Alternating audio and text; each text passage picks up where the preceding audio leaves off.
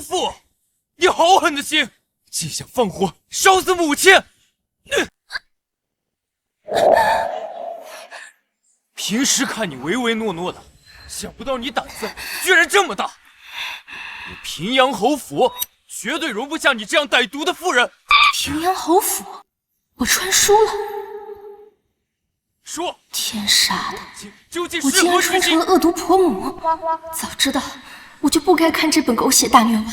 按照原书剧情，窝囊女主慕容京这是正被恶毒女配污蔑纵火，又被夫君沈玉堂扇脸体罚。夫君，我没有，我真的没有放火。贱妇，你还狡辩！嫣儿亲眼所见，岂能有假？这瞎眼的渣男竟然是我的儿子！母亲，你醒了。母亲，你信我，我真的没有纵火，我没有。毒妇，你还敢在母亲面前狡辩？赶快给我滚出去！沈玉堂这个大傻叉，偏信外人的话，欺负自己老婆。当初看这本小说的时候，乳腺结节都被气出来几个。好了，你先松开。母亲。儿啊，过来，让为娘看看。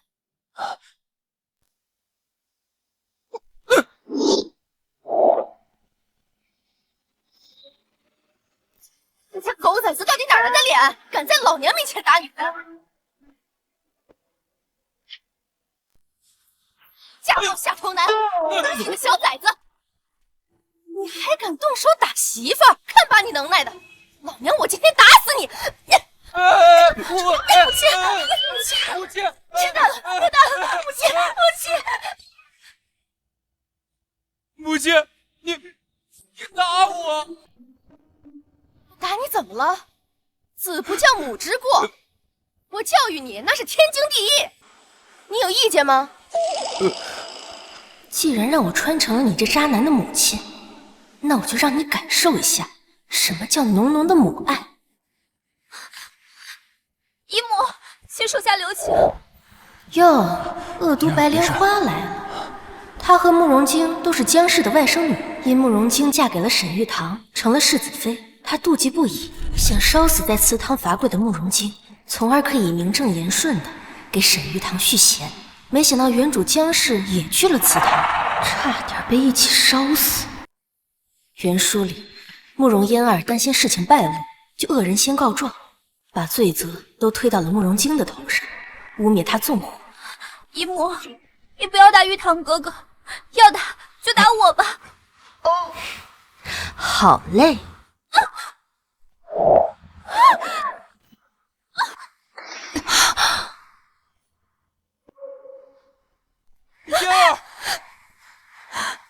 嫣儿，你怎么这么傻？母亲，你是不是疯了？怎么能打嫣儿呢？还敢在这儿跟我哇哇叫！我，陛下以仁孝治天下，父母之命大过天，你竟敢顶撞我，就是大不孝。我打你那都是替天行道，你想以身试法？母亲今天怎么性情大变，和平时全然不一样？伯母今晚好像非常生气，就连玉堂都打，一会儿是不是连我也一起打呀？原主姜氏在原书里就是个恶婆母，没什么母亲的威严，对丈夫和3个儿子唯唯诺诺，却对3个儿媳重拳出击。大儿子沈玉堂私底下也根本看不起这个母亲。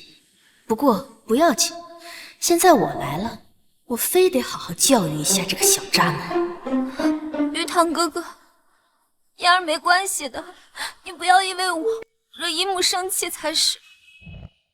母亲，就算你生儿子的气，那也不能打嫣儿啊！嫣儿又没做错什么。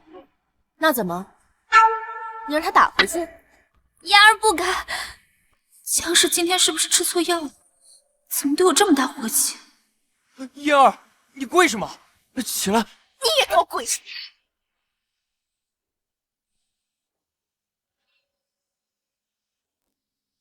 嫣儿，你一个未出阁的姑娘，一进门就对着姐夫投怀送抱，成何体统？既然你母亲不懂得教你规矩，那我就替她教一教你做人的礼仪廉耻。我这也是为了你好，你说是吧？伯母从前都是偏帮嫣儿，今日怎么的不向着她了呢？嫣儿知错，嫣儿谨记姨母教诲。哎，母亲，嫣儿不是这样的人。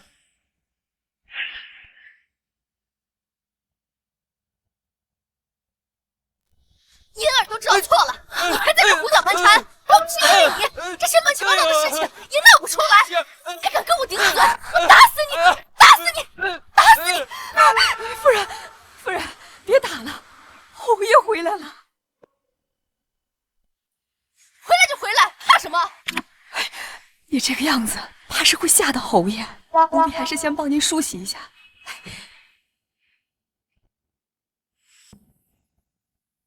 原主江氏极其爱美，唯恐自己人老珠黄被丈夫厌弃，因此日日精心打扮，不敢素面相对。用不着，没有变好看的义务哈。我才不要讨好男人。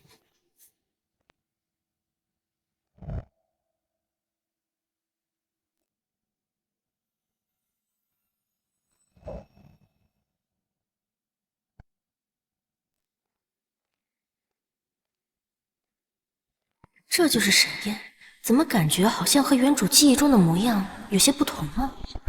侯爷，侯爷，我求你，你别走，你别走！闪开！侯爷，你救救世子爷吧！岳母受了火烧的刺激，要杀了世子爷啊！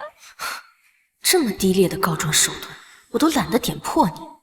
夫人，你们这是在干什么？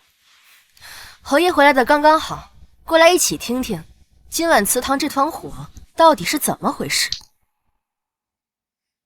宝娟，上茶。是夫人。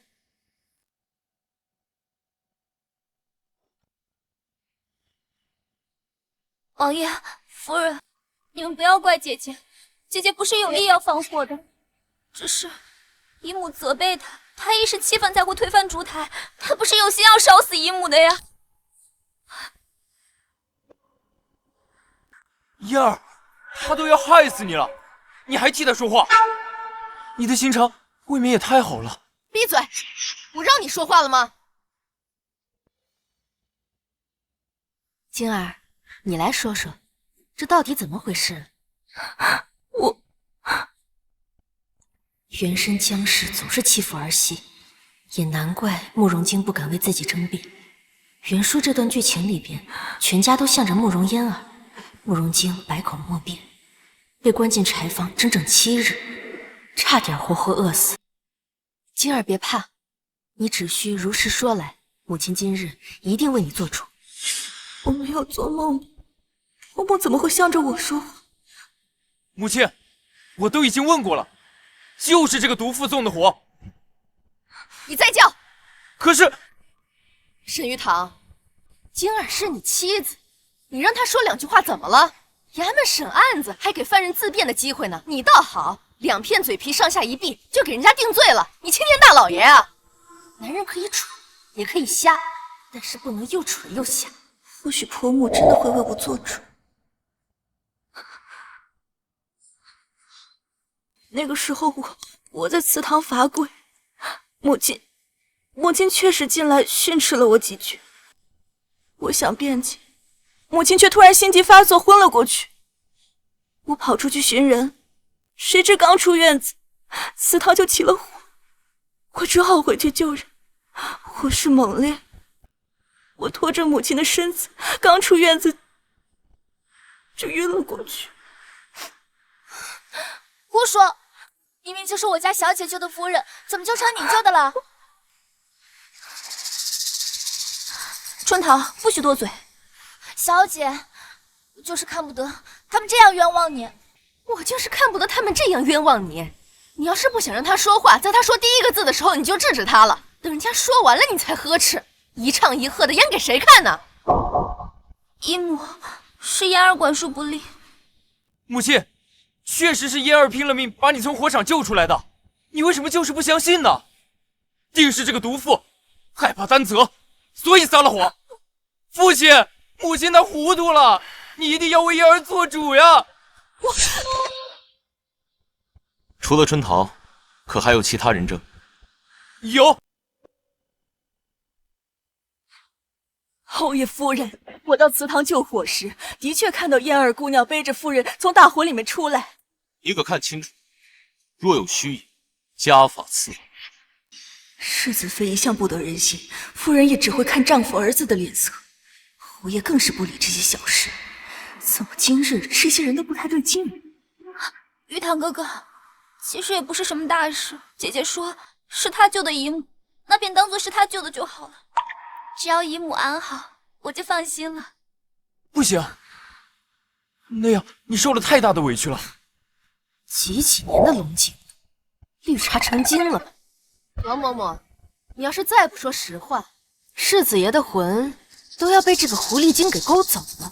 要是因为你的话，再冤枉了人，这罪责你担当得起吗？老奴不敢，老奴赶到之时，夫人已经被救出来了。只是夫人同慕容三小姐挨得近，同世子妃离得远，老奴也不知道谁救的夫人呀。你刚刚还说亲眼瞧见这慕容嫣儿将我从火场救出来，现在又说没有看清到底是谁救的我，你嘴里还有没有一句实话？夫人息怒，老奴的确没有亲眼所见是谁救的你，老奴也是听别人说的呀。老奴现在仔细一想，只有夫人和世子妃身上有火灼的伤痕，慕容三小姐身上没有。说不定啊，世子妃是先把夫人救出来，慕容三小姐后头到的。所以啊，救出夫人的应该是世子妃。狗奴才，算你识相。我瞧着也是啊，这嫣儿身上干干净净的，一点烟熏的痕迹都没有，不像是从大火里出来的。玉堂，你觉得呢？可嫣儿亲口告诉我，是她拼命把你从火场救出来的。嫣儿一向坦诚，应该不会骗我吧？世子爷，请您明鉴啊！我家小姐那是因为穿了披风，才没有沾上太多灰尘。是吗？我怎么没有瞧见那件披风啊？那是因为披风被火烧毁了。我家小姐救了夫人，夫人不心疼也就算了，偏说是旁人救的。嬷嬷，这婢子出言不逊，你过去教她点规矩。是。贱婢，侯府的主母岂是你能妄议的？再搬弄是非、颠倒黑白，便拔了你的舌头丢出去喂狗！这个春桃，我看书时就想扇他。慕容嫣儿固然可恶，但很多事情若没有春桃在背后出主意，他也干不成。现在竟然还敢在我面前上蹿下跳！母亲，春桃只是护主心切，才言辞不当，随便斥责两句就算了，何必这样大动干戈？王嬷嬷是你找来的人证，她自己都说了是晶儿救的我，你非要将这个救命之恩安在她慕容嫣儿身上是吗？晶儿和嫣儿到底谁才是你的妻子？你这良心要是不要了，就拿出去喂狗！父亲，玉堂哥哥，既然姨母向着姐姐说话，那我们便不必争辩了，不然免得惹姨母不痛快，也让侯爷为难。江婉宁这个蠢货，今日如此嚣张，难道侯爷能忍得了？你母亲骂的对。啊！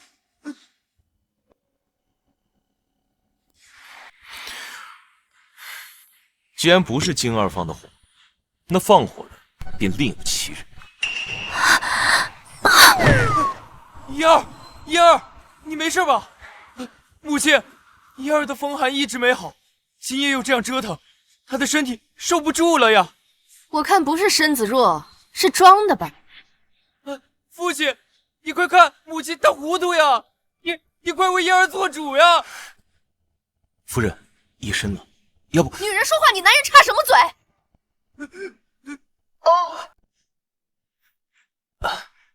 就算玉堂和嫣儿撑得住，你和晶儿也需要休息。你看，晶儿都折腾一晚上了。滚滚滚，都给我滚！走，快点出去，出去，出去！走。都怪袁叔作者写的太潦草，这一段根本没有留下慕容嫣儿纵火的罪证。没关系，以后有的是机会整治他们。这沈燕，不可否认，的确仪表堂堂，气度不凡。袁书中这人不是很薄情寡义吗？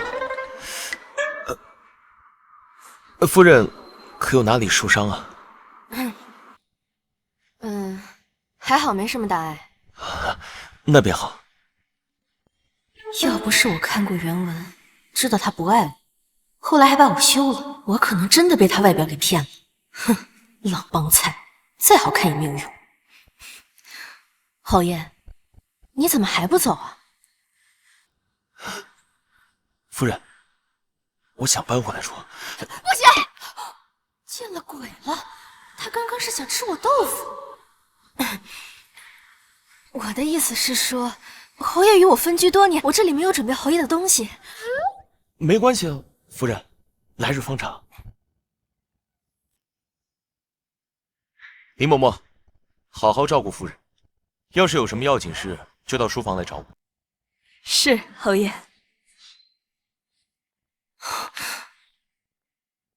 不对劲，太不对劲了。这就是封建社会的腐败生活吗？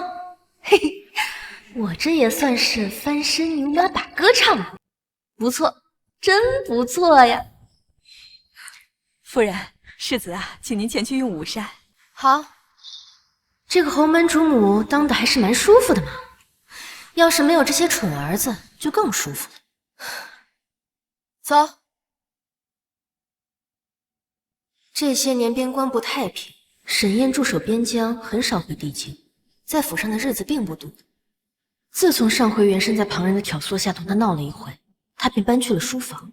昨夜怎么会提出回来住呢？说，野男人是谁？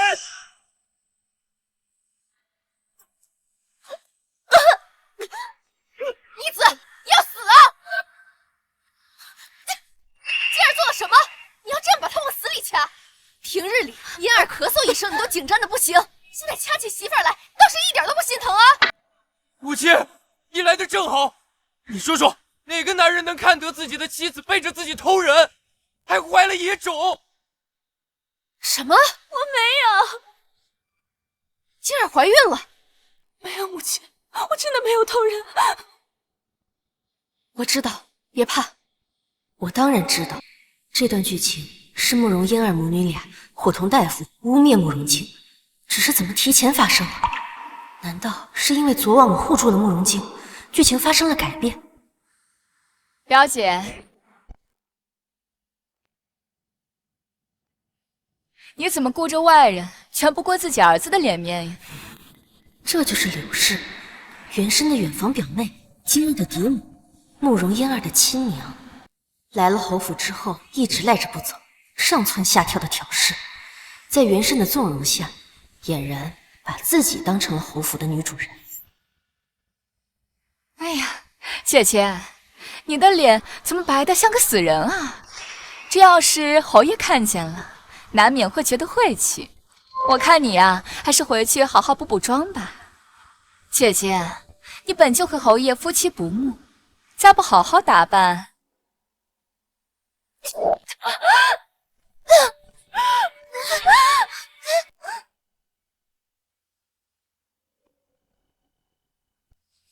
母亲，没事吧？母亲，你这是干什么？柳氏出言犯上，存心诅咒我，他自己犯贱，怪不得别人。表姐，我没有，你可别冤枉人呐！世子爷，小姐，我作证，夫人真的没有。他说我脸白的像死人，不是诅咒我去死吗？姨母，这肯定是误会，母亲肯定没有那个意思的。那他是什么意思呀？这贱人怎么变得这么伶俐了？表姐，我是好心的，我怕你被那不知检点的贱婢所蛊惑，这一时心急，口不择言。哎呀，都是我的错。是好心还是犯贱？我自有分辨。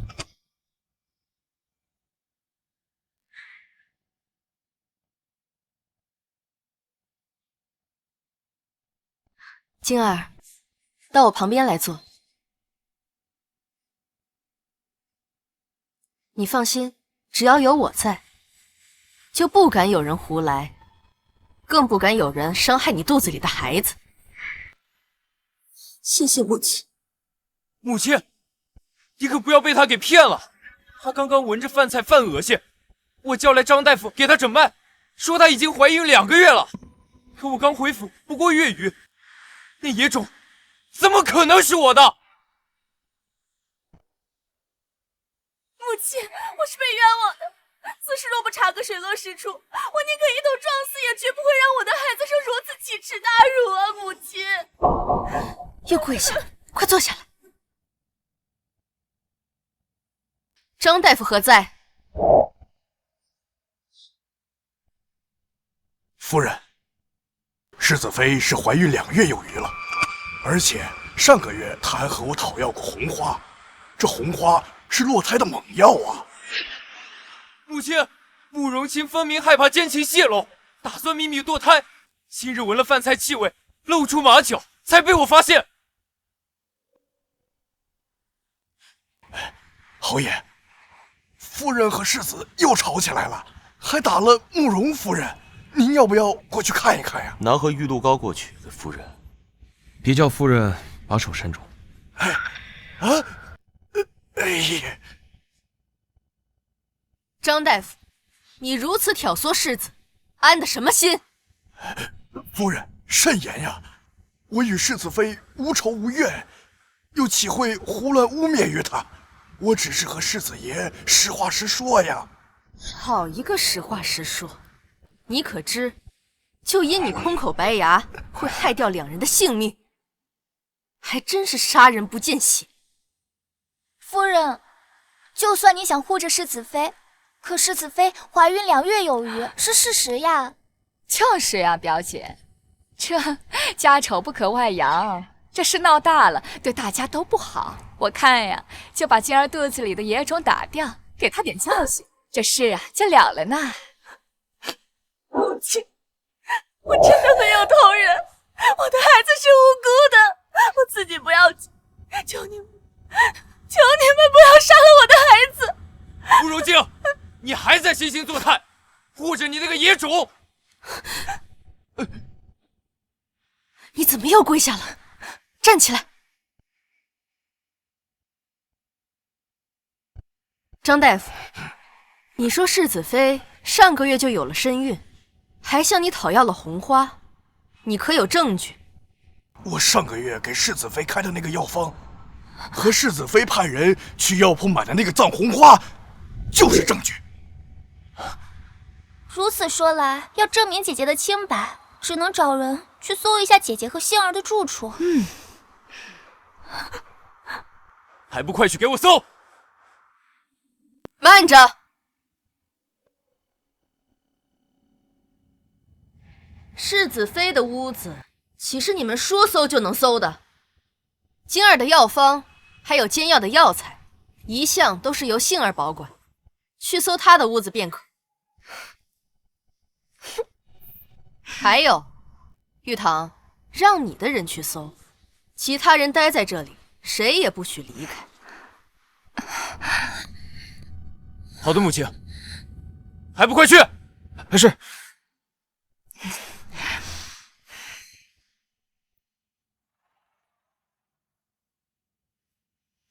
世子爷，小的没有找到张大夫所说的那张药方，也没有找到什么红花。怎么可能没有？你希望自己戴绿帽子是不是？怎么可能？张大夫说了，比起自己的妻子，你倒是宁愿更相信一个外人。晶儿有你这样的丈夫，真是倒了8辈子血霉。难道我真的冤枉晶儿了？怎会没有？肯定是这个家丁没有搜清楚。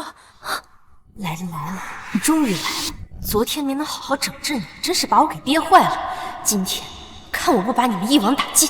我刚刚说过，谁都不许离开。我来告诉你，为什么晶儿的屋子里搜不出红花，因为这红花根本不在屋内，而在春桃的身上。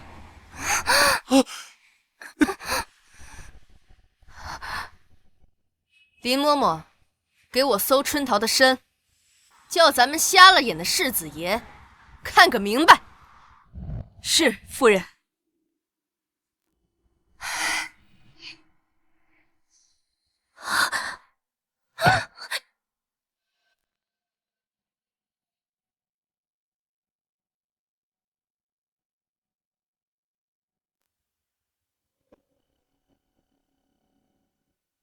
是夫人。你要干什么？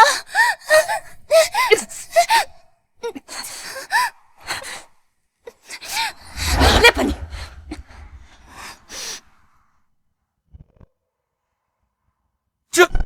这是怎么回事？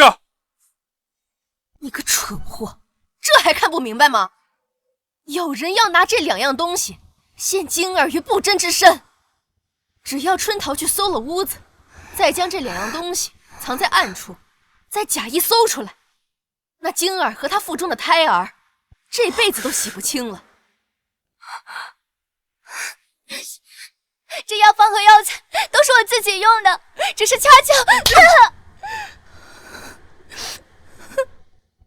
你们慕容家的婢子真是毫无规矩。夫人问你才能答话，再敢插嘴叫嚣，打烂你的嘴！夫人，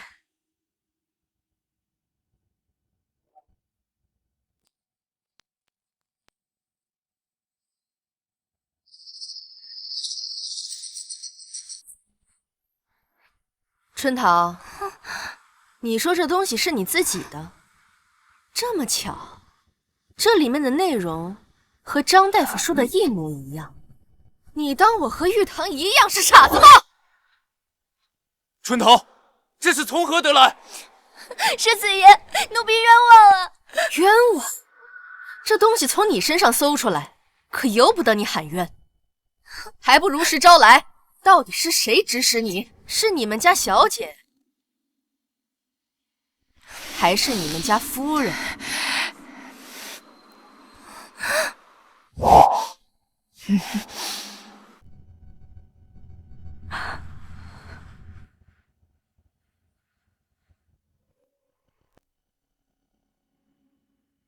春桃，这诬陷世子妃的罪名，你一个人可担当不起。冤枉夫人，我真的不知道这些东西怎么会在我的身上。好你个祸水的丫鬟，就算知道玉堂喜欢嫣儿，你也不能祸害晶儿啊！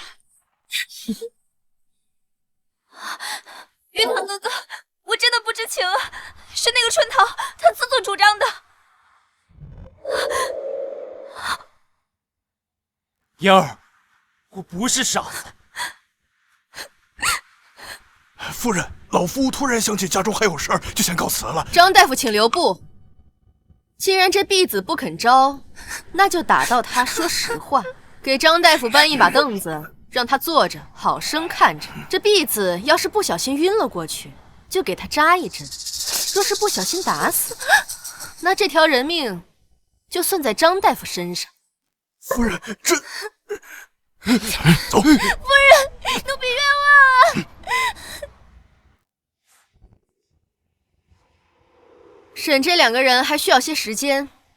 晶儿怀了身孕，随母亲下去一同休息。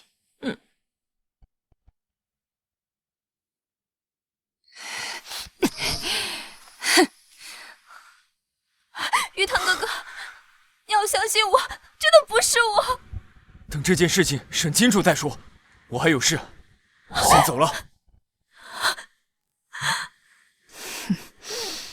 母亲，这下该怎么办？春桃的家人还在咱们慕容府呢，他哪敢说实话呀？不过这江万宁今天太不对劲了，根本不像从前那样好撺掇好骗。我得想想后招，否则呀，你嫁入侯府，可就没希望了。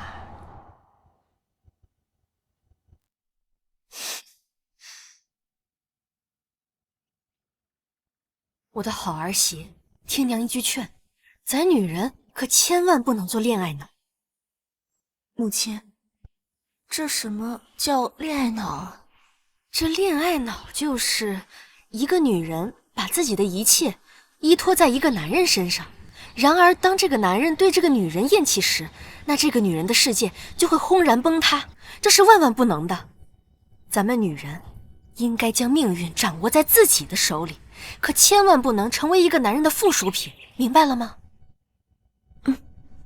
晶儿，晶儿，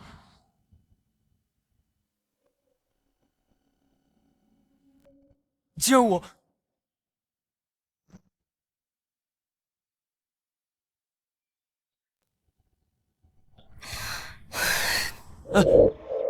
你有话就说，有屁就放。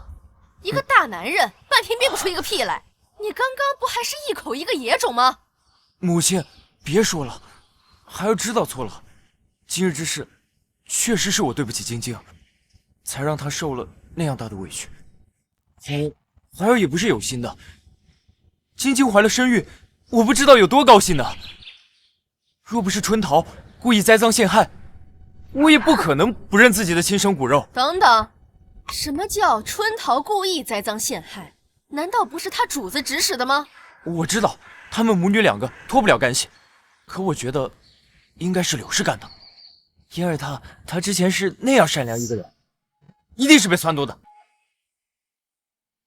沈玉堂，若你和慕容嫣儿是两情相悦，不如我们和离吧。我知道你不喜欢我，可我腹中的孩儿是无辜的，我受点苦不要紧，可他们这次想要的是我孩子的命啊！我成全你，也请你放过我和孩子吧。终于支棱起来。和离，我不要。晶儿，这是我对不起你，可嫣儿她自幼就与我有婚约，当初若不是你下了药，与我有了一夜，我也不可能抛弃她娶了你。我猜想她一定是太爱我了。晶儿，你已经是世子妃了，可我有愧于她，这件事情是我对不起你，我给你赔罪。你要我跟你说几遍你才肯相信我没有给你下过药？算了，我不想跟你说。母亲，我先走。药是慕容嫣儿下的，你这个蠢货！下次想清楚了再开口。母亲，她要和离，你都不拦着她吗？难道让她下半辈子一个人带着孩子吗？就你这样的傻儿子，就算治好了也流口水，我哪还有什么脸去留人家呀？我们侯府的脸都给你丢尽了，你放心，就算你们和离了，我也不会让他一个人带着孩子，我们侯府养得起他们俩。流口水，母亲这是在骂我有病吗？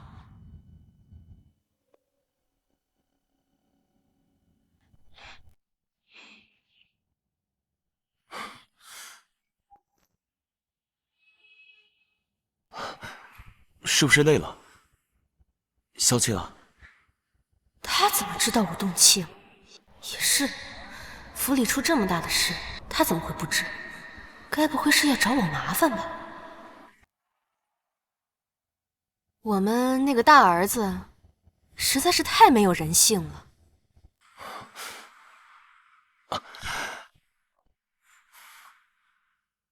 夫人，春桃说什么也不肯指认慕容嫣儿和柳氏，只说是自己看不惯世子妃，所以自作主张。什么？原本这段剧情在原书里就是慕容嫣儿奸计得逞，慕容京被冤枉痛失孩子。现在我改变了剧情走向，反而出现了盲点。春桃不肯招，难道是因为有把柄在他们手上？林嬷嬷，你派人去私下调查一下春桃的底细，看看他们家是否还有家人为慕容家做事。是，侯爷。夫人稍安勿躁，莫要气坏身体。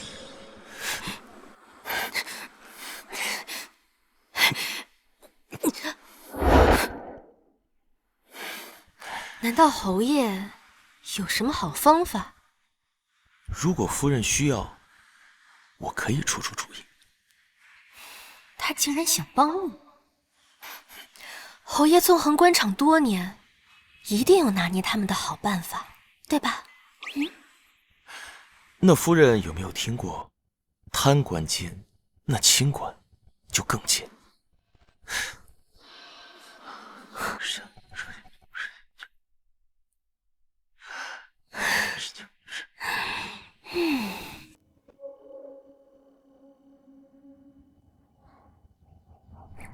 玉堂哥哥，相信我，我真的不知情的。嫣儿，我知道都是春桃的错，但晶儿现在是我的妻子，又怀了我的孩子，我不能全然不顾她的感受啊。我明白的，玉堂哥哥，我们终究是有缘无分，嫣儿不敢奢求什么，只希望能远远看着你就好。我知道，是我对不起你。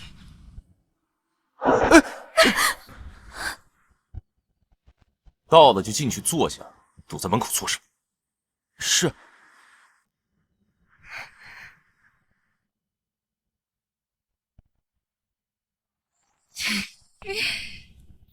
既然人都到齐了，那便开饭吧。哎呀，表姐，你也真是的，明知道侯爷喜欢吃蟹黄狮子头，还放这么远。把这道菜端到侯爷面前去。是。端回去。侯爷不喜欢吃这道菜。姐姐，你是不是记错了呀？这道菜可是侯爷最喜欢吃的啦。哦，是吗？那是你记错了。侯爷现在变了口味，喜欢吃辣的，是不是呀？夫人说的没错，本侯如今嗜好辣味，早对狮子头已经腻味了。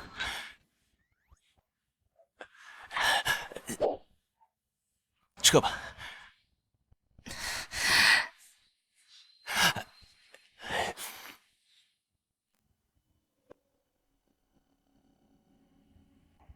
侯爷怎么向着江婉宁说话？从前侯爷与他说话都不多说几句，反而多爱与我谈心。今儿可是怎么了？难道是江婉宁使了什么把戏？不会的，江婉宁一个草包男，十足的蠢货，除了长得比我好看，哪儿比得上我？这侯门主母，他能当的，凭什么我不可以？明明侯爷之前和我已经眉来眼去了，不行，我不能让他翻身。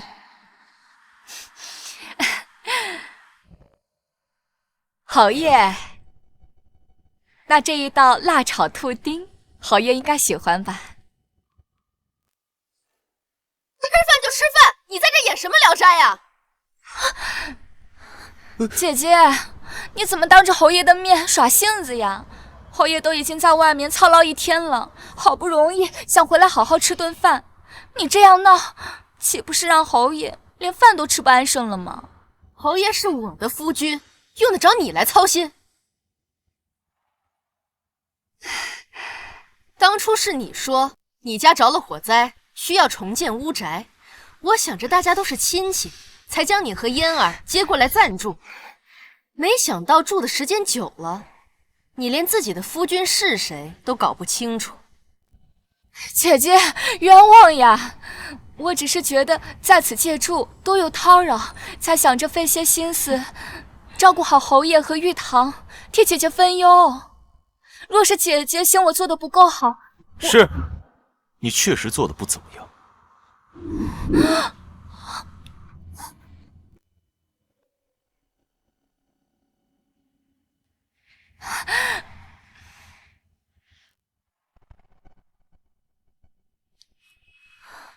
你们慕容家在京中不还有处别院吗？近来晶儿身子也重了，我们也不便多留你们，你们收拾收拾，搬去那儿吧。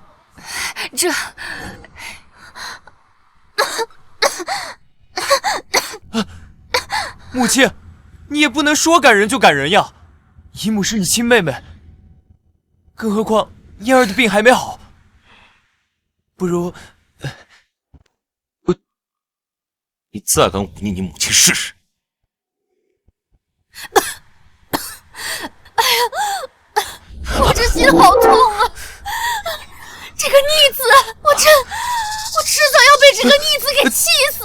整天不是火灾就是吵架，是不是因为他们俩在这府上住着，折我的寿啊？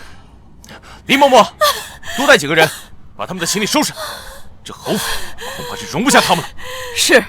哎呀，逆子啊！玉堂哥哥，我和母亲也没有做什么呀，你们为什么要赶我们走啊？母亲最近脾气有点怪，我去劝劝她。晶儿，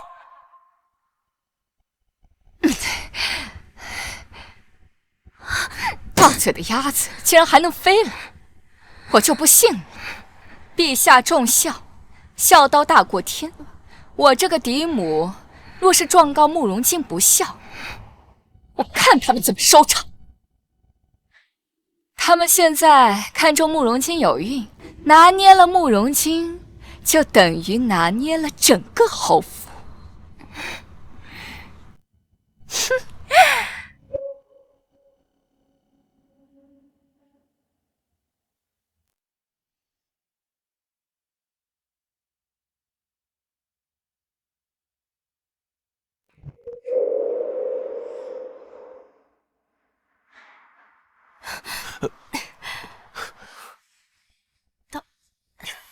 到了。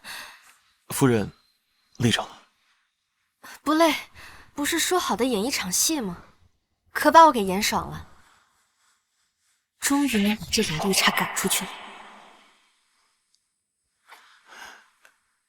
侯爷，春桃的父兄在慕容家老宅修缮，我连夜派人将他们绑了过来。春桃见了人便招供了。这是供词。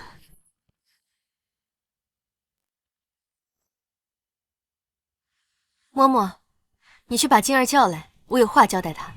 是，夫人。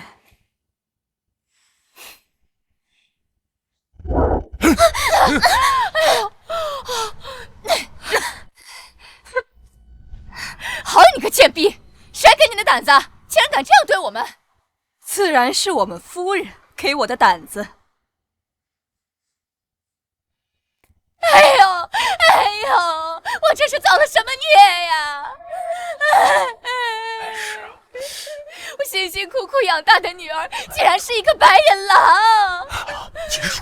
我不过是在他府上多住了几日，便嫌弃我，想让我这个嫡母去死啊！这侯府看着光鲜亮丽的，没想到这么抠门啊！堂堂世子妃，竟然这样对待嫡母！这江婉宁平日最要脸面了，又生怕慕容京安不了胎，一会儿肯定要来求我的。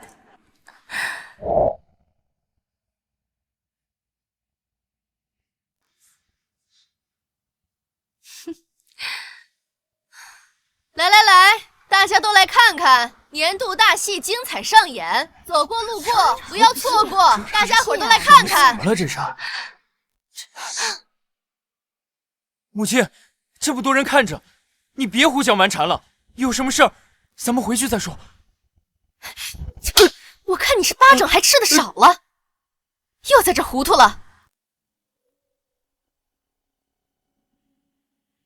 母亲，姨母和嫣儿也是你的娘家亲戚，咱们高门大院的，犯不着这样赶人。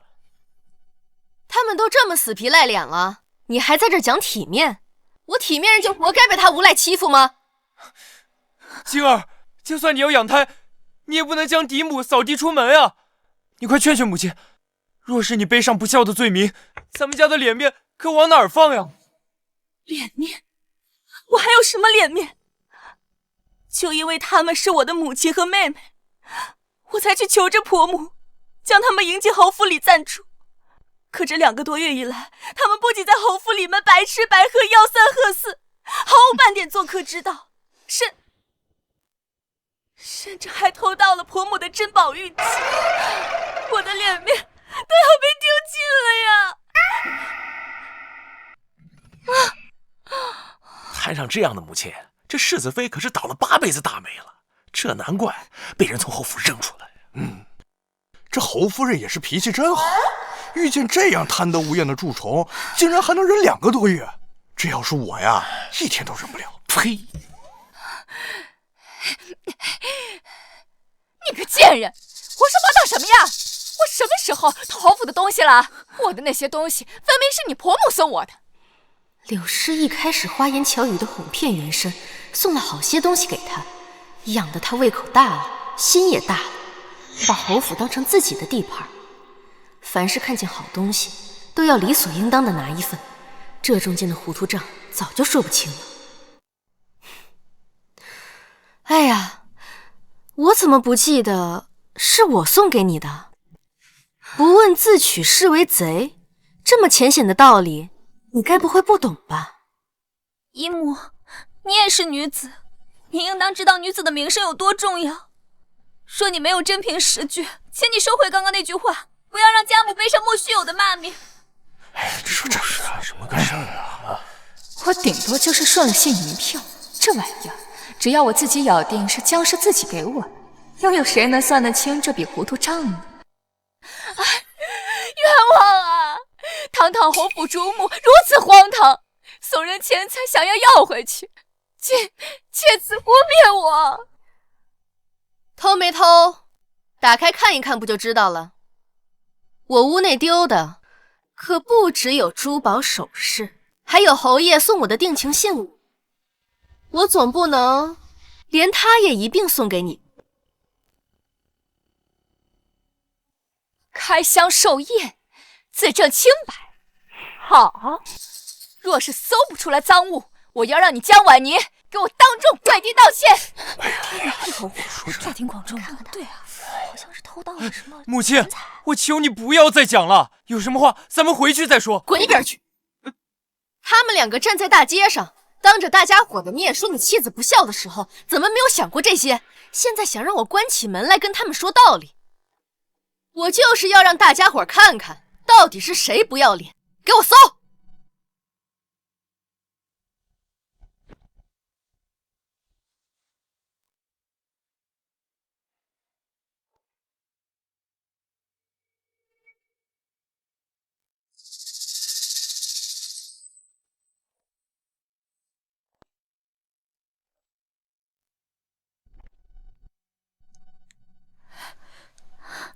侯爷，侯爷，柳氏他偷了我好多东西，就连你送我的定情信物，他也一并偷了去。他简直是太可恨了。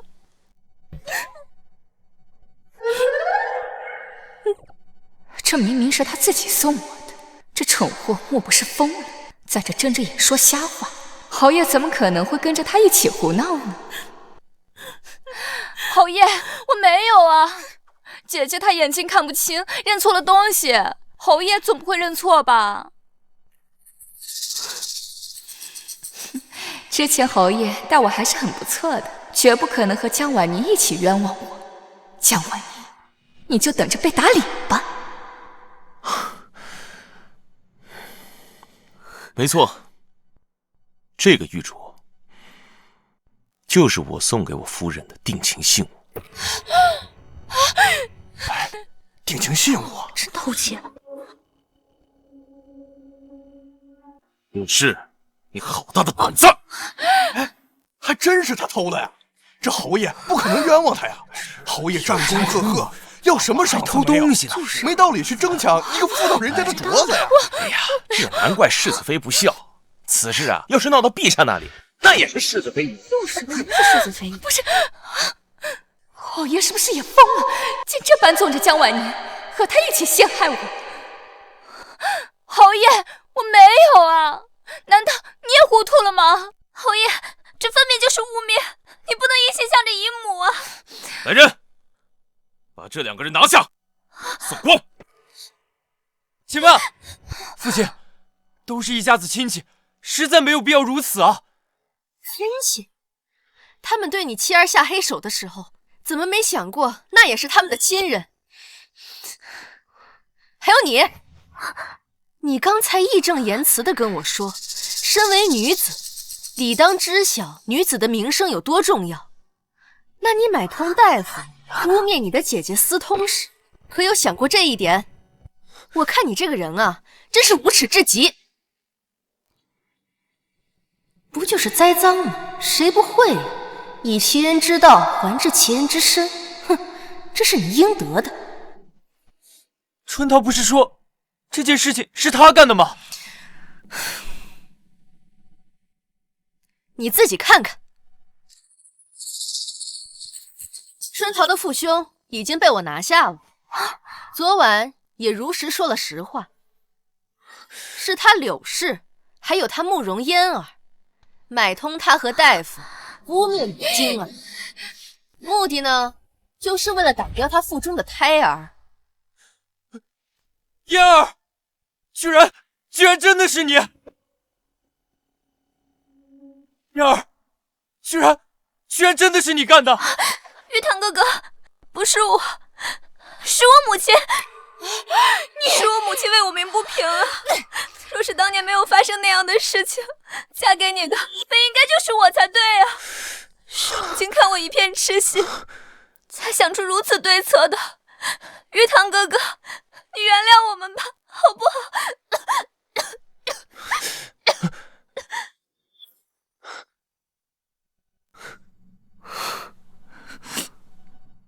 父亲，我知道错了，但求您千万不要送官。嫣儿这身体，只怕进去就没命出来了。之前是我辜负了他，都是我的错，但他罪不至死呀！沈玉堂，我果然不该对你抱有一丝丝期望。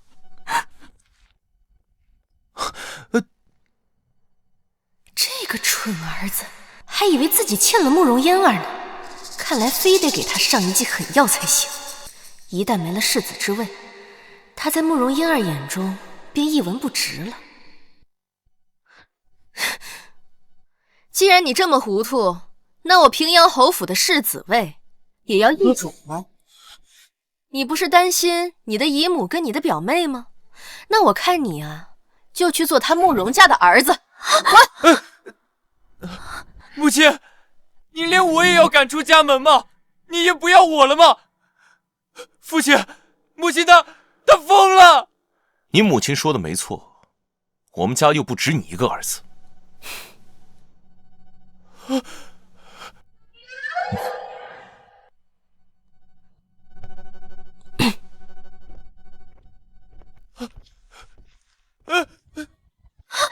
父亲，母亲，父亲，母亲，父亲，完了，全完了！母亲，二位，请吧。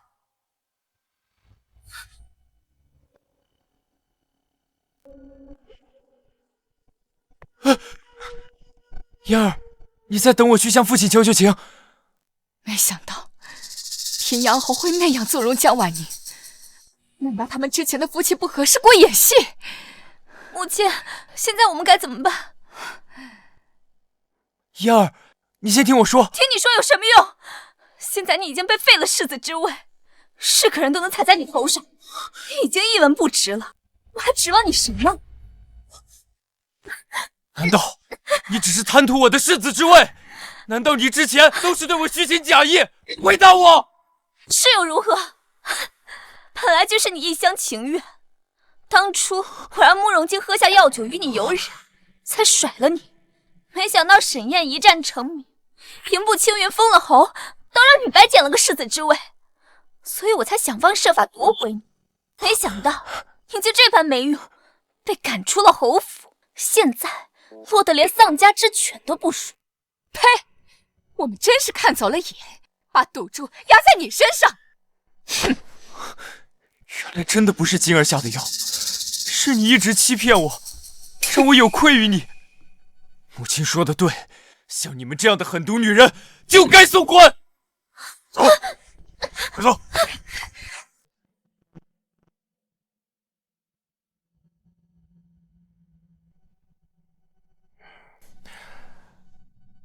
夫人可满意了吗？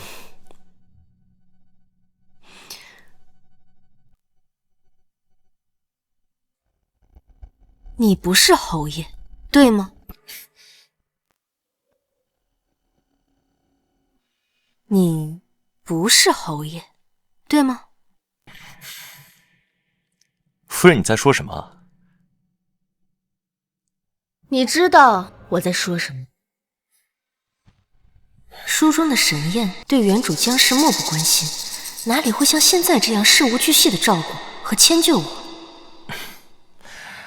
夫人，我虽然不知道你为什么这样说，但我确实是你的夫君，绝非旁人假扮。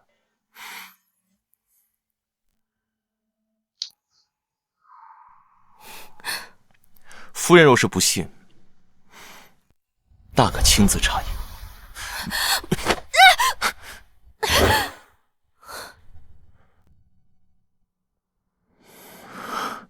好久都没有这样看过你了。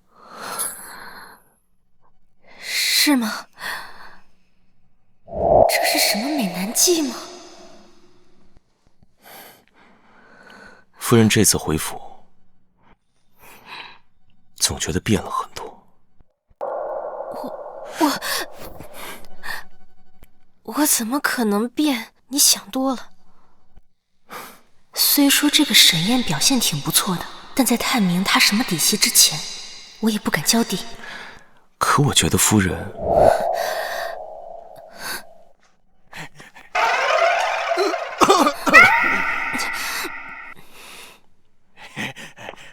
侯爷、夫人，世子在门外跪地不起，要求要见世子妃。世子？谁是世子啊？是大少爷。夫人，要不您还是去瞧瞧吧，老奴从来没见过大少爷这副模样啊。好，那我去瞧瞧，他到底什么模样。嘿。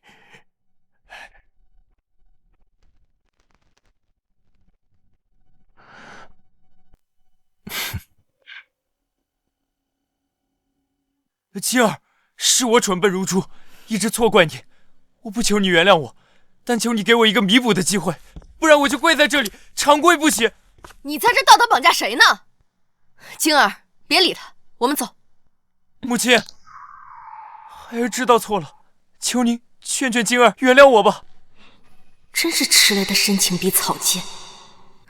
我有什么立场去劝他呀？你自己造的孽，自己去还。我也对你失望至极，你想跪，那便跪吧。晶儿，求你再给我一次机会，你打我骂我都行，但别不要我。我们的孩子，咱们的孩儿，他出生也是想有个父亲的。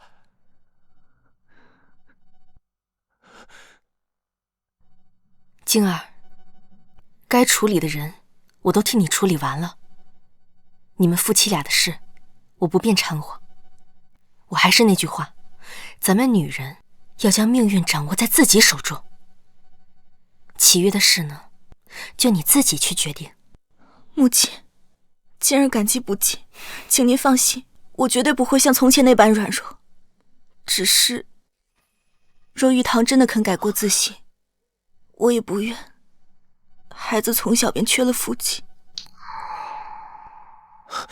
晶儿，以后若是男孩，我便教他骑马打猎；若是女孩，我一定会好好呵护他，绝不让他受半点委屈，也不让他找一个像我这样的蠢材。沈玉堂，那便看看你有多少诚意吧。从今往后，你还是孩子的父亲，至于还要不要你这个丈夫，就全凭我的心意。好，我一定会好好表现，改过自新。孙管家，去收拾一间厢房，给他担住。是，夫人。大少爷，您看您想要住哪个厢房啊？当然是离晶儿近一点就行，有的住就不错了。晶儿，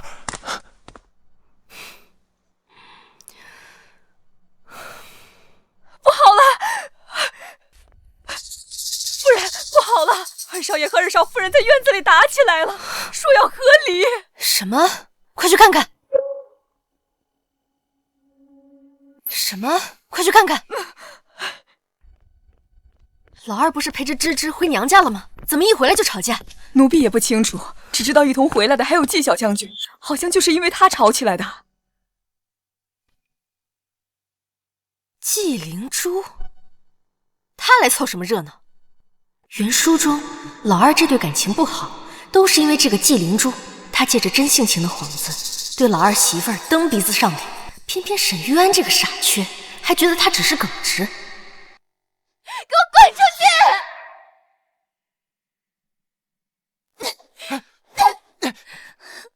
好兄弟，那你以后和他同吃同住去吧，当一辈子的好兄弟，不要再回来了。这是我家，我凭什么走？好嫂子，我都给你赔罪了，还不行吗？哎呀，你们这些深宅女子就是这样，一点芝麻大小的事儿也要闹脾气。我当沈师兄是大哥，我们俩是兄弟，哪有你想的那么龌龊？对啊，灵珠的马在城外的山道上撂蹶子了，我又不能将他一个人丢在山脚，才带了他一程，这你也要乱吃飞醋，简直不可理喻。是啊，你们是好兄弟，所以就可以光天化日之下在马背上搂搂抱抱。你们不害臊，我还害臊呢。什么搂搂抱抱？用得着说的这么难听吗？灵珠是因为担心我才陪我一路从军营走回来的，他凭什么在这儿挨你的骂？既然不想在这儿挨骂，那就赶紧滚，滚晚了，可就不只有挨骂这么简单了。母亲，母亲，你打我！侯夫人，有话就说话，你怎么能动手打人呢？你难道不知道，男儿最要紧的就是脸面？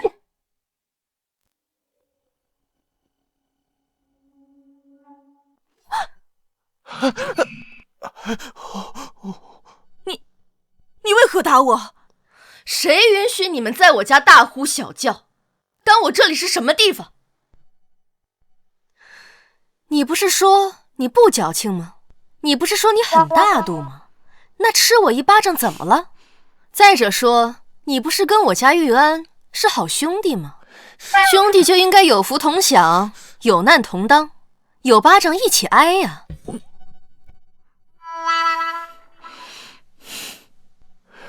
这还是我的娘亲吗？听到大哥被赶出去的消息，我还不信。可是现在婆母居然动手杀了玉安，还把纪灵珠给打了。她以前只是对我们几个儿媳妇凶，难道现在婆母是对所有人都凶？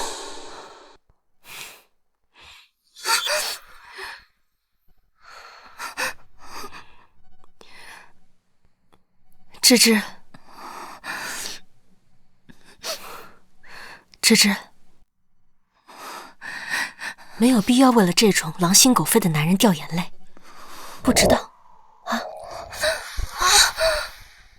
我是不是被气出癔症了？这还是我那个是非不分的婆母吗？母亲，灵珠又没做错什么，你怎么能打她呢？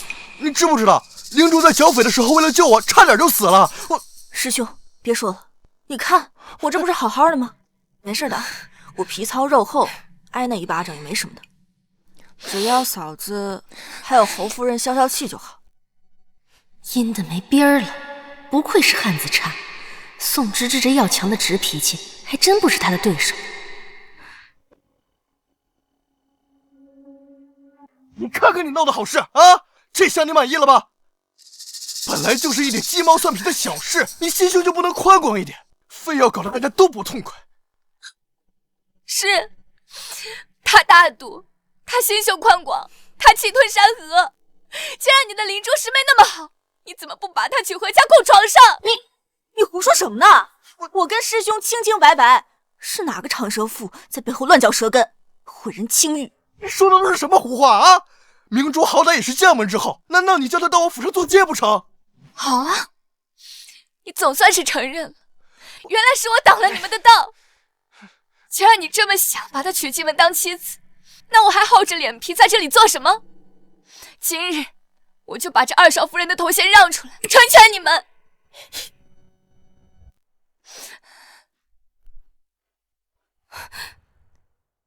母亲，请恕儿媳不孝，儿媳要与沈渊和离。我不是合理就合理，你以为我怕你啊？你别以为这样就能威胁到我，到时候你别后悔。我才不会后悔。母亲，就算你今天打我骂我，我也不会改主意了。好，好，好，我就喜欢这样有心气的。母亲，你看看他说的都是什么混账话！你再不管管他，他就真的无法无天了。是该管管了。哼，我就知道，哪有做娘的不护着儿子的。来人，取文房四宝，给二少夫人写和离书。是夫人。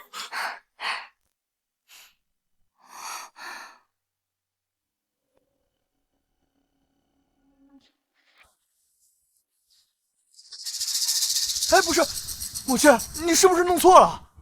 我母亲让云中我合理，不骂我。你以为我跟你闹着玩呢？刚才也不知道是谁梗着脖子说合离就合离，你别后悔。哎呀，也不知道现在是谁会后悔呀。我怎么可能后悔？芝芝，吵架吵累了吧？快坐下来喝口茶。谢谢母亲。终于要合离，我一定要抓紧时间嫁进来。宋芝芝这小贱人，以后再后悔也没用。只不过江氏这个未来婆母有点棘手。呀，季小将军怎么还不走呀？就这么迫不及待的想嫁到我侯府来？侯夫人，不知道你是听了什么小人的挑拨，才这样误解我。可我敢对天发誓，我纪灵珠对侯府全无攀附之心。说起来，季老将军也曾立下过不小的战功，将军府也曾荣极一时。可你父亲季将军，吃喝嫖赌样样精通，差点没把家业败了干净。有人啊，见我侯府如日中天，上赶着巴结来抱大腿，也是理所当然啊。夫人，奴婢将和离书拿来了。世子妃说她之前写过一份，没有署名的。如果二少夫人不嫌弃的话，可以直接拿去。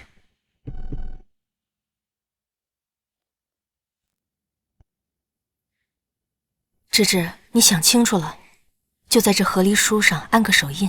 今日只要有婆母在，就不会有人为难你。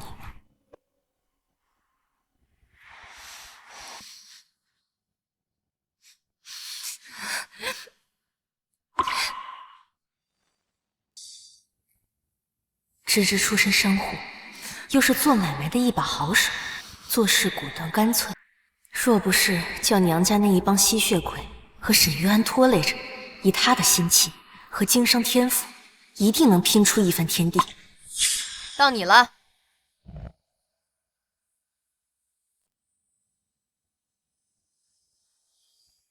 是，明明回家前听说是大哥要和离，怎么就变成我了呢？我不行！你说合理就合理，笑话！我凭什么听你的？耍我呢？写！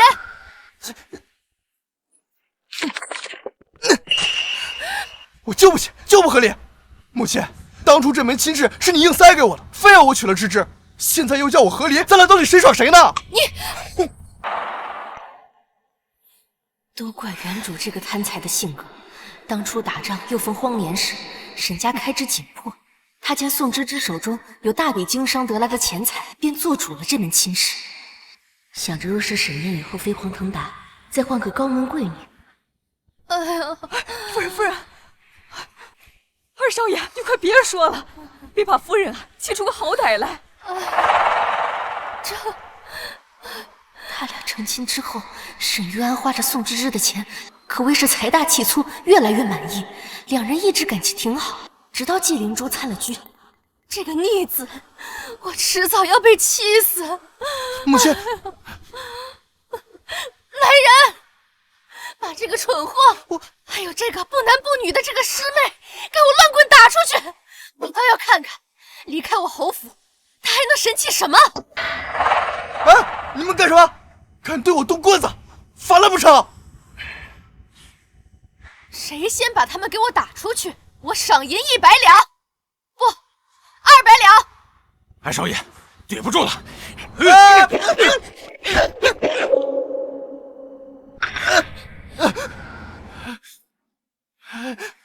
我母亲到底发哪门子疯啊？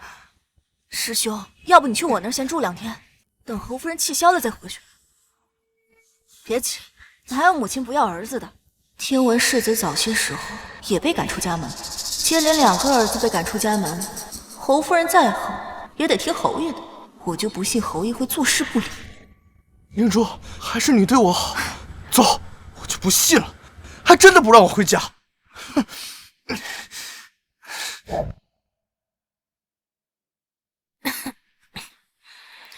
林嬷嬷，你去趟厨房，让他们做1笼蟹黄包，再蒸1个肘子。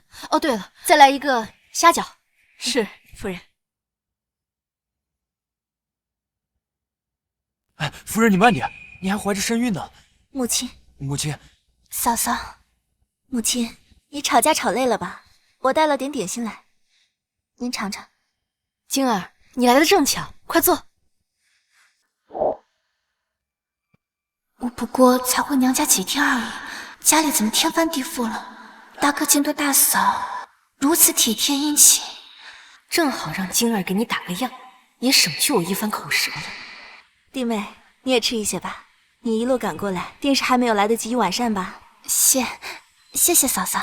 你放心，有母亲在，玉安她翻不起什么浪来，你且放宽心啊。就是啊，我看他呀也是欠收拾。可是我不明白了，他明明也不想过了，为何又不肯签和离书呢？因为沈家的男子啊，都爱犯贱，只有当妻子对他们厌弃时，他们才懂得珍惜。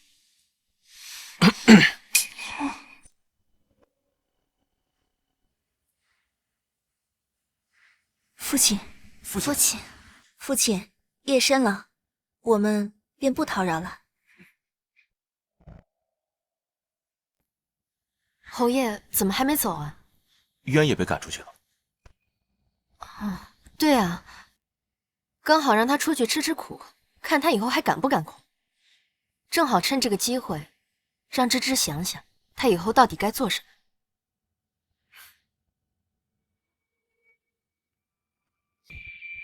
手里拿的什么？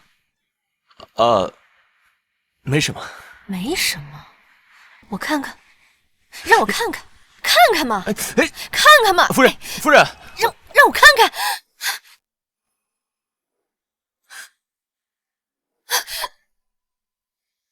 哇塞，好禁售的药！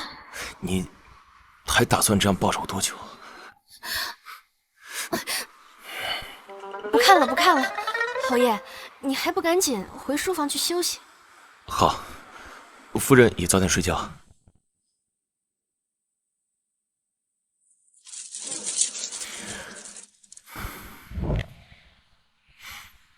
慢慢来吧，谁叫我传来之前就不受他待见。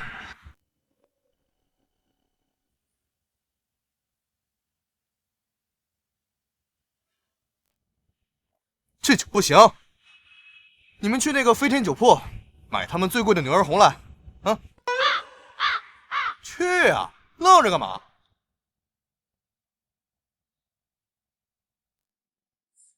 老爷，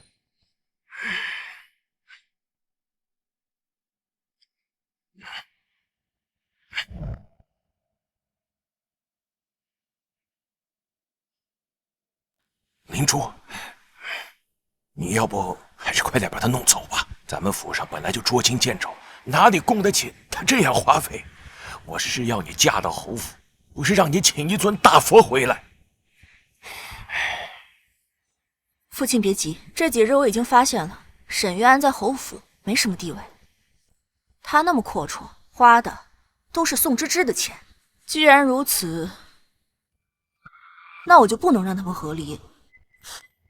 不合理，那你怎么嫁？女子和离可以带走嫁妆，绝不能让宋芝芝带着钱走，否则我们就全白忙活。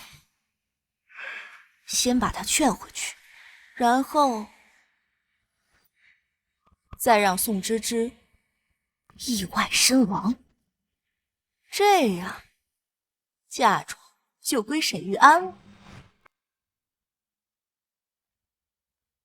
唉，见师兄你一直喝闷酒，心里真是不好受。要不是我，你和嫂子也不会吵架。和你有什么关系？是他自己小家子气。嫂子是深宅妇人，又是商户出身，见识少也是正常的。这样的女子啊，生起气来不都是一哭二闹三上吊那招吗？你就让着她。我还没让着他，他都把我的脸丢在地上踩了。嫂子那是在气头上，要不我们找别人劝劝她。嫂子，不是刚从娘家回来吗？对啊，我去找芝芝父兄出面，好好教育教育他，看他还敢提和离。灵珠，还是你会替我着想啊！哼。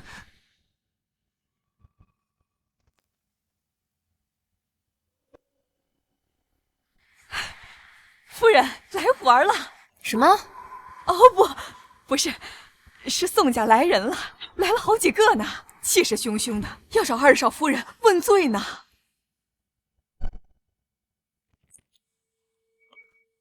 宋家一家子好吃懒做的，就知道爬在宋芝芝身上嬉戏，我早就看他们不顺眼了。夫人，侯爷派我来给您送来了这个，这是侯爷亲手给您做的软鞭。侯爷说，用这个打不伤手。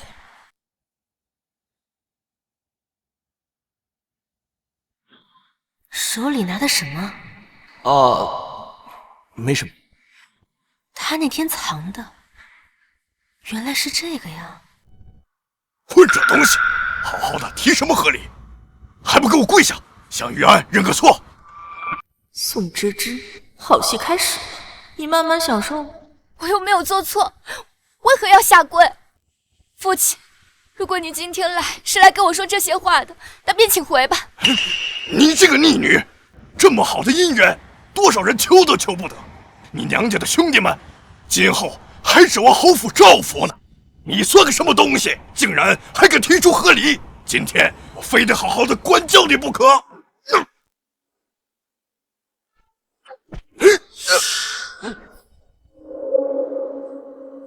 爹，队长，亲家母，你这是干什么？他疯了吧？居然连亲家公都打！母亲，你打我也就算了，这可是芝芝的父亲啊！那又怎么样？宋芝芝母亲早逝，留下大笔嫁妆，可宋庆德却不到3个月立刻续弦，花着亡妻的嫁妆和妻妾们生了一个又一个，软饭硬吃，而宋芝芝却常年被苛待，被当奴婢一样使唤。宋家除了她，没有一个好东西。侯夫人，就算您身份尊贵，也不能出手打人吧？我父亲并未冲撞您，这事儿就算是告到府衙，我们也会追责到底。那你去告官啊，左右不过是赔些银子，就算是一鞭子需要10两银子，我也能打到你们变成猪头。这就叫恶人还得恶人磨。侯夫人，您是因为芝芝提出和离的事儿才如此吧？我会好好教育她的。你消消气。你嫁到侯府，侯府便是你的家。先前是为父太惯着你了，让你总是回娘家，才把你养成了这不知收敛的臭毛病。你但凡心里还有点孝心，心里还有着为父，你就安安分分的跟玉安好好的过日子，别再搞这有的没的啊！父亲，难道我就没有喜怒哀乐吗？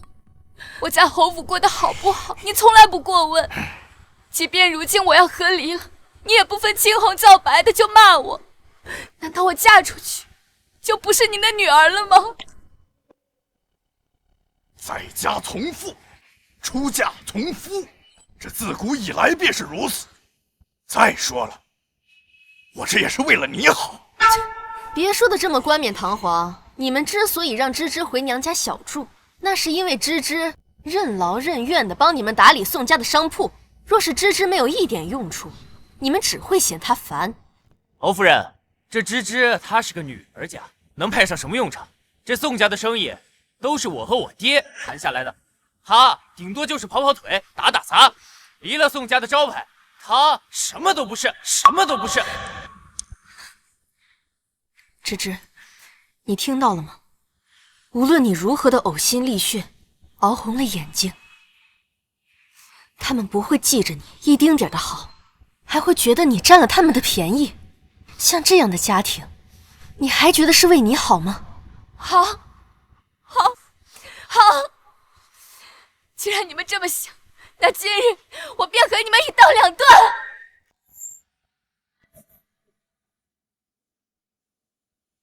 侯夫人，你这是站到哪边了？你说呢？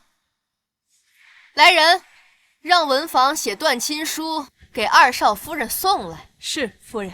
哎，母亲，您掺和个什么劲儿啊？这是人宋家的事。这宋家人不是你请来的吗？这难道不是你想看到的？哦，不对，就你那蠢笨的脑子，可能想不出这种阴招。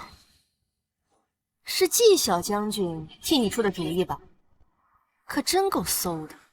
师兄，我只是想让嫂子给你认个错，我没想到她竟如此强硬，宁愿与宋家一刀两断，也不肯服软半分。夫人，断亲书写好了。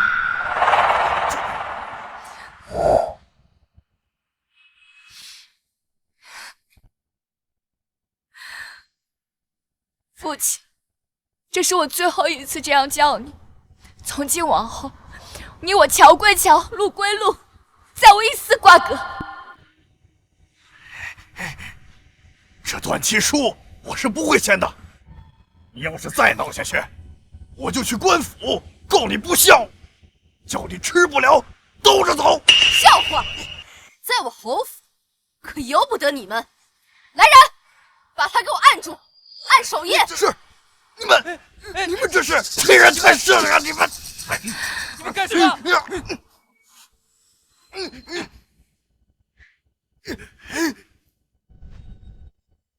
你这个恶妇，欺人太甚！我是被逼的，我要报官。就算你是侯夫人，到时候也得给我摄骨汤。何人要报官？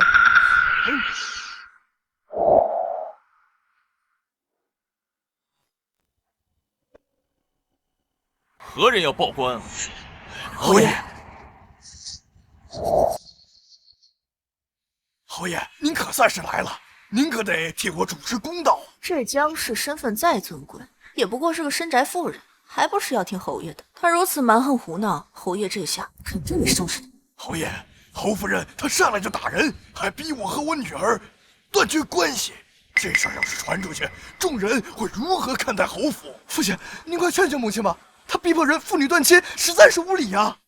什么叫逼迫？芝芝自己想要断亲，是你们企图抹杀她的意愿。没想到村民把我苦楚的竟是婆母。侯夫人，现在侯爷也来了，您不过只是个内宅妇人，这事儿还是不要掺和好。就是你欺人太甚，我现在手腕上还有伤呢，我要执意闹到官府去，你也吃不消。在场可有人看见夫人打人了？没看到，我们什么都没看见。你们这是寻死！雨安，是你把我请来的，你说句话呀！学长，我虽然母亲蛮横，但我也不能真让他本人过关吧？我也没看见。真是个没用的东西！没想到平阳侯为替江氏遮掩，竟如此霸道。你这，好，你们是侯府，我一个小老百姓无力抗衡。既然是断了亲，苏世志，你以后在婆家有什么事，可别再回来哭。你省省吧，你何时替芝芝撑过腰？你只不过是想借着芝芝在侯府的关系，好给你的儿子铺路搭桥。来人，这两个人给我赶出去！以后宋家和侯府再无任何瓜葛。休想再仗着侯府的关系在外行事，否则绝不姑息。你们欺人太甚！苏世之，你这个白眼狼！白眼狼！做白眼狼！老实点，放开我，我自己走。我不过是想叫芝芝低头，怎么会闹成这样呢？夫人，和丽书我请文房重新写了一份。师妹，我先走了。抓住他！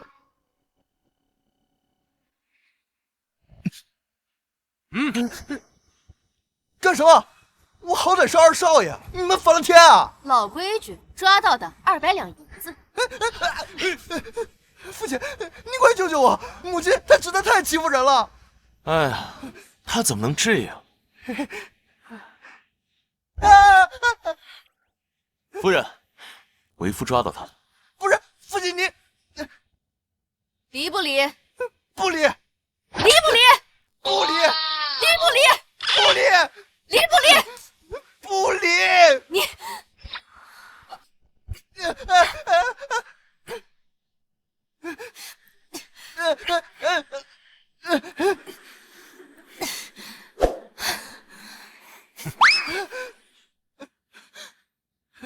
母亲，你为何非要拆散我们？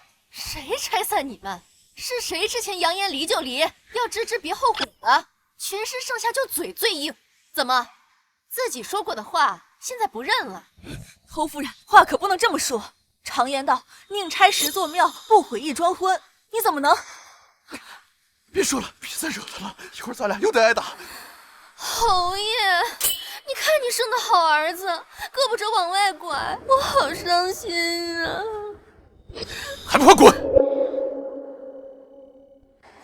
不行，母亲现在还在气头上，我们不能跟她一模一样，得从长计议。从长计议？我家哪有那么多钱供你从长计议？真是想不通了，芝芝到底给母亲灌了什么迷魂汤，哄得母亲事事替她出头？还不是怪你没用，区区一个商户女都能拿捏你，还落得被赶出侯府。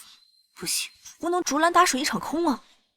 哎，师兄，要不你去和嫂子认个错，把何丽书要回来。男子汉大丈夫，能屈能伸。嫂子现在连娘家都没了，往后的日子还不是得靠着夫家？到时候还是你说了算。就算你们是侯府的，也不能明抢啊！什么叫抢？我们二少奶奶说了，宋家从前都是二少奶奶在打理，理应有她的一份。二少奶奶与你们宋家一无瓜葛，我们只是把二少奶奶应得的份额取走，天经地义。可这些货物你们拿走又有什么用？怎么没用啊？我们二少奶奶要自立门户经商，以后你们宋家可别再借着侯府的人情经商了，怪不要脸的。这宋敬德一天到晚自诩侯门亲家，这下让人整了吧？活该，他花着芝芝王母的钱，还对芝芝呼来喝去，欺负人家母亲死得早，都是报应。宋芝芝要自己做生意，我们好歹是侯门，怎么能让媳妇儿出去到处抛头露面？师兄，你说是不是侯夫人见嫂子经商赚得多，才有意促成这一切，好让自己也分一杯羹啊？的确，很有可能。若非母亲贪财，当初也不会让我和芝芝成亲。若是今后芝芝经商收益颇丰，母亲岂不是更护着她了？哦，不行，不能让她把这生意做成。师兄，怎么样？打听的如何？我跟着侯府下人到了商行，听他们说，嫂子她想囤粮，而且不是小生意，是笔大买卖。囤粮？上个月我听父亲说过，南方久旱未雨，他一定是想趁此时囤粮，等到秋天欠收时，再高价卖出。师兄，既然囤粮可以赚钱，那我们何不抢占先机？既可以得到一笔钱财，又可以让嫂子歇了这份心，好好跟你过日子。咱俩哪有那么多钱？收粮食需要一大笔钱财。我去借，到时候赚了钱再还。嫂子只有妇人见识，只要这笔买卖做不成，迟早还是要向你低头的。明珠，你不愧是我的好兄弟，为了我的事，你可真够意思的。蠢货！等我赚了钱，你要是还回不了侯府，我连你一块埋了。侯爷回来了，送你的东西可还满意？尺寸合适，握柄刚好合我手的大小。难道他是熟人？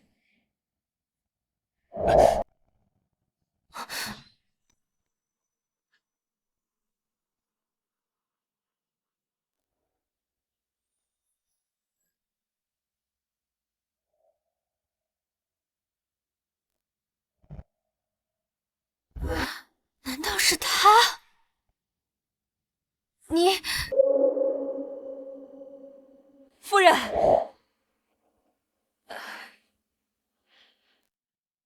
我出去办点事啊，下次再说。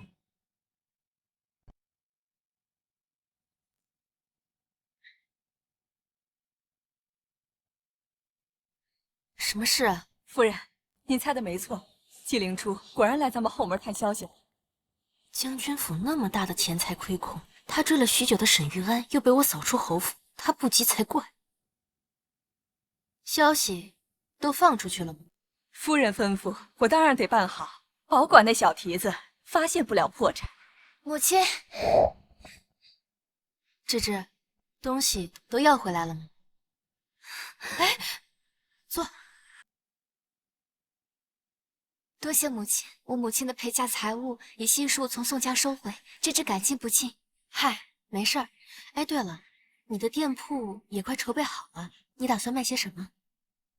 我听闻今年南方久不下雨，收成不好，打算收一批粮食。若是秋季欠收，这笔粮食我可以高价卖给贵人们，再分出一部分救济灾民。按照原书剧情，并未出现过旱灾和饥荒，说明没多久就会下雨的。囤粮这笔赔钱生意，就让纪灵珠去做吧。芝芝啊，我觉得我们还是不要囤粮了。婆母有何想法？芝芝洗耳恭听。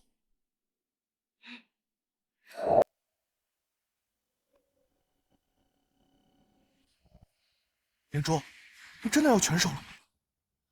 不知道你借的是印子钱，这要是还不上，可怎么办啊？师兄，你还想不想和嫂子和好了？我们要是不把这批货买断，嫂子要是生意做起来了，就更不想回头了。我明白你是替我出头，正是因为咱俩的交情，我才不想你为了我扛下这么多。为了你还真以为你是什么在世潘安呢？两位客人想买些什么？我们想进货。在下萧怀瑾，正是这里的老板。敢问姑娘芳名？我叫纪灵珠。纪小姐果然气质出尘，不同于一般妇人，一看就很见识不凡。里面请。哎，灵珠，你要不再想想？你不想做生意就回去，我自己去。灵珠，到底是为了钱，还是为了我？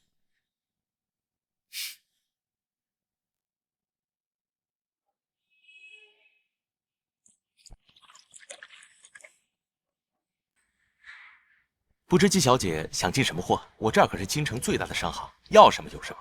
我想收一批粮食。纪小姐真是会呀！今夏久旱未雨，现在正是囤粮的好时候。只不过大家都打着这个主意，粮食价格反倒水涨船高，供不应求了。那这里现在是没有货了？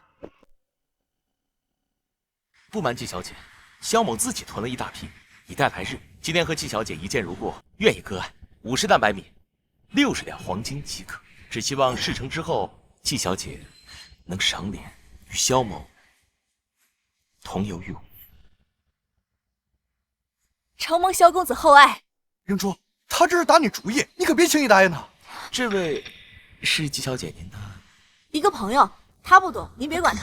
一个朋友，灵珠，咱俩可是最好的关系，我好心劝你啊。人家萧公子愿意割爱让给我，那是人家对我的欣赏，你干嘛把人想的那么龌龊？我不对，这话怎么似曾相识呢？你们这些深宅女子就是这样，一点芝麻大小的事儿也要闹脾气。我当沈师兄是大哥，我们俩是兄弟，哪有你想的那么龌龊？原来芝芝当时是这样的感觉，我都干了些什么呀？我说了，你要是不愿意做这生意，你就回家去。好，你一心想赚这钱就赚，不管你了。我和芝芝的事，以后也不劳你操心了。哼。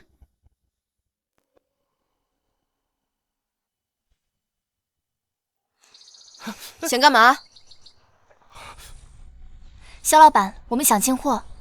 真不好意思啊，嫂子，粮都被我给拿了。怎么，利民商行如今轮到你做主了？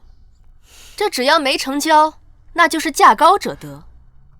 侯夫人，萧某久闻平安侯府大名，十分敬重，但纪小姐的确先和我谈成了这笔生意。他出多少，我追加。嫂子，你有那么多钱吗？黄金70两，你出得起吗？就算侯府财大气粗，你也不应该为了和我斗气随意处置吧？哎，我侯府就是财大气粗，我挥霍得起。肖老板，70两黄金，你爽快点。侯夫人，您别为难我，将军府肯定没有侯府阔绰，您又何必为难季小姐？80两，肖老板，我灵珠也不难为你，这钱我将军府还出得起。90两。哎，灵珠，你就别和芝芝抢了。100两。那算了吧，我不要了。季小姐，既已成交，就当面付账吧，这是商行的规矩。这2张银票刚好可以兑100两黄金。好嘞。嫂子，真不是我说你，你这性格本就小家子气，做生意这种事真是不适合你们这种妇人。哼，我本来也没想要啊，是你自己一上来就提起粮食。别装了，你就是想囤粮食，等年末闹饥荒再狠赚一笔。也只有像你这种无耻的人才会想要囤积粮食赚灾民的钱。肖掌柜，我们之前说好的药材，我一会儿就让家丁带回去。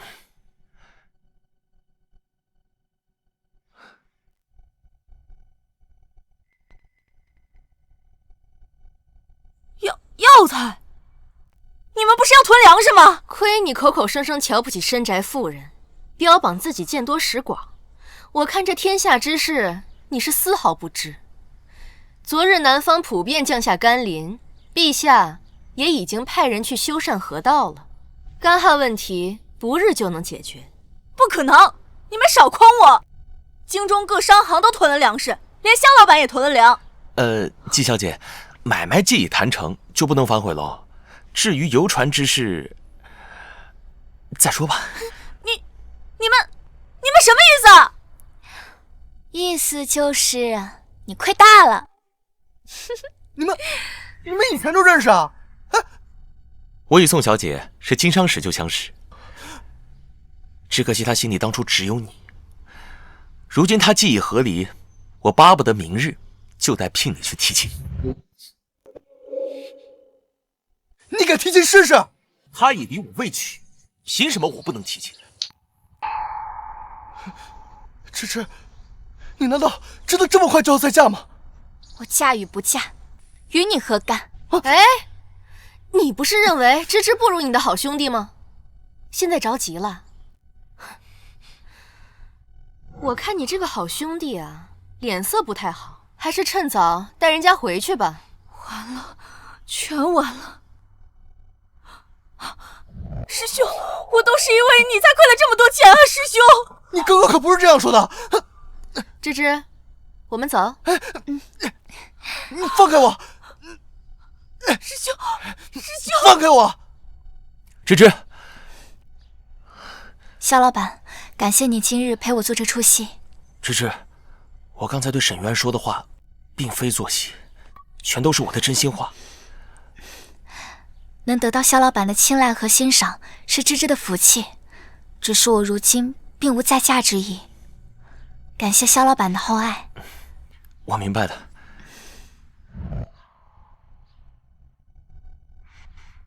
这萧怀瑾也是一表人才啊，只可惜芝芝对他并没有想法。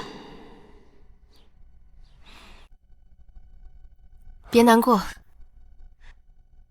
日后沈玉安要是对他不好了，第一个告诉你。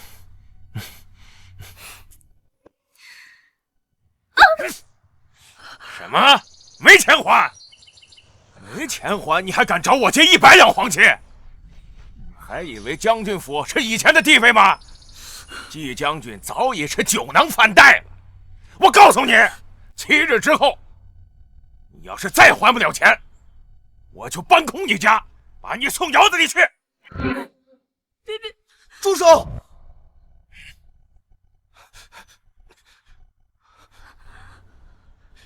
印子钱本来就是违法的，你们还敢找上门来啊？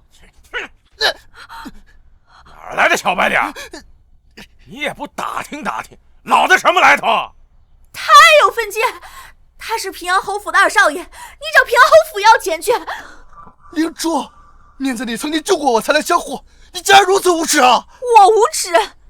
我辛苦谋划了那么久，千不该万不该，就是把宝压在你这个废物身上。现在我完了，你也别想全身而退。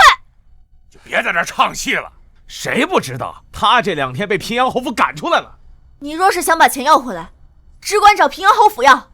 就算侯府不要他了，他娘子可有的是钱。你这个贱人，还想让芝芝替你还钱？把他给我绑了！哎，真是畅快。母亲，哎，芝芝，来坐。再拿一个杯子过来，刚好陪母亲喝一杯，庆祝你的店铺马上就开张了。母亲，我就不喝了，我一会儿还得去清点药材呢。这样啊，那好吧。那你找母亲有什么事吗？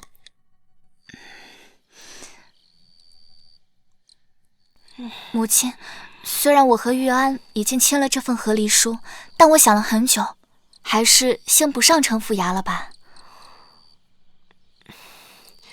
芝芝，他那样对你，你还打算原谅他？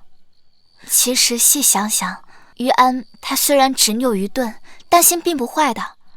我们不吵架时，他对我还是很好的。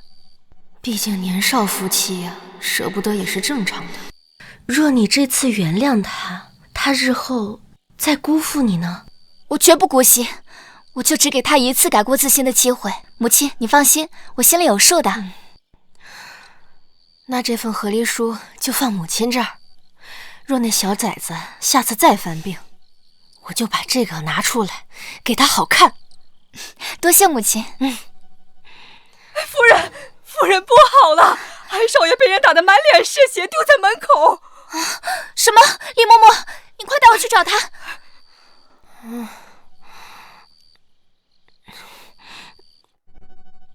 看看热闹去。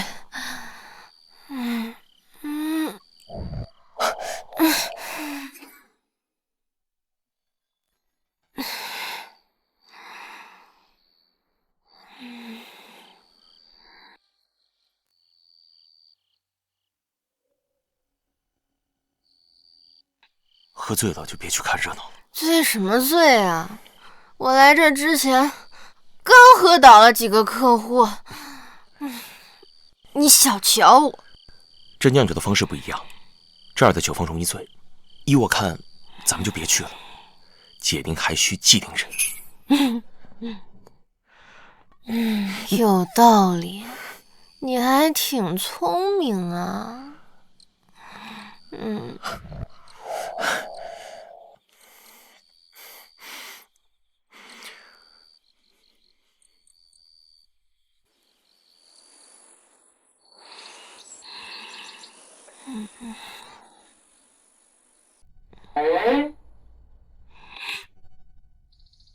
昨晚我酒后乱性了吗？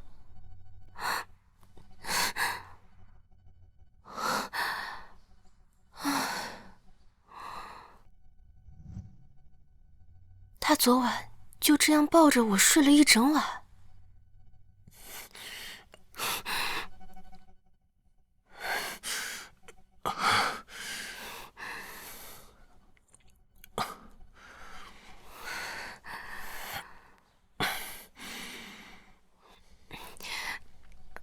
你其实昨晚不用陪我的。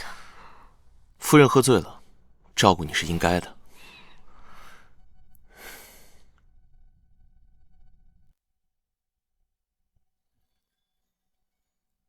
说的好像真夫妻一样。其实你……母亲，我知道错了，求求让我回家吧。滚出去！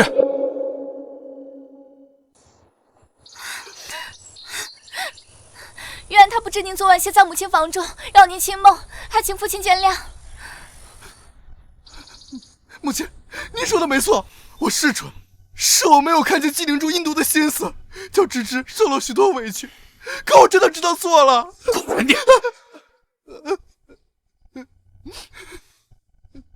芝芝，你觉得如何？母亲，玉安欠下的债，我已经替他还下了一半，还有一半让那些放印子钱的去找季将军要了。听闻昨晚将军府已被搬空了，到此结束。我以后也不想追究从前的事情了。你想清楚了就好。谢谢娘子，我以后一定好好做人。谁是你娘子啊？我帮你出了50两黄金，从今天开始你就到我铺子里去当伙计，什么时候还清了，咱们下了复合的事。好，只要你开心，怎么着都行。侯爷，侯爷，有个披麻戴孝的姑娘跪在侯府门口求见您和夫人。那姑娘可是姓叶？正是，正在前厅坐着呢。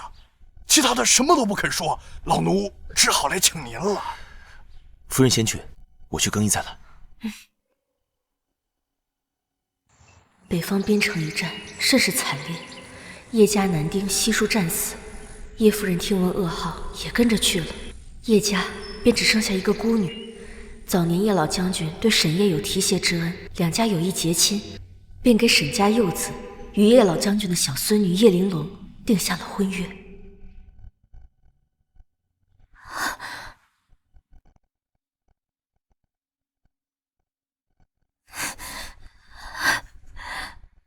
侯夫人，我知道我此番上门拜访多有唐突，可如今父兄皆已战死，我一介孤女想要保全叶家眷，便只能与侯府结为姻亲，与沈玉琳尽早完婚，以求侯爷庇佑，稳定军心，万望夫人成全。哎，不行！母亲，我绝不可能娶叶小姐为妻。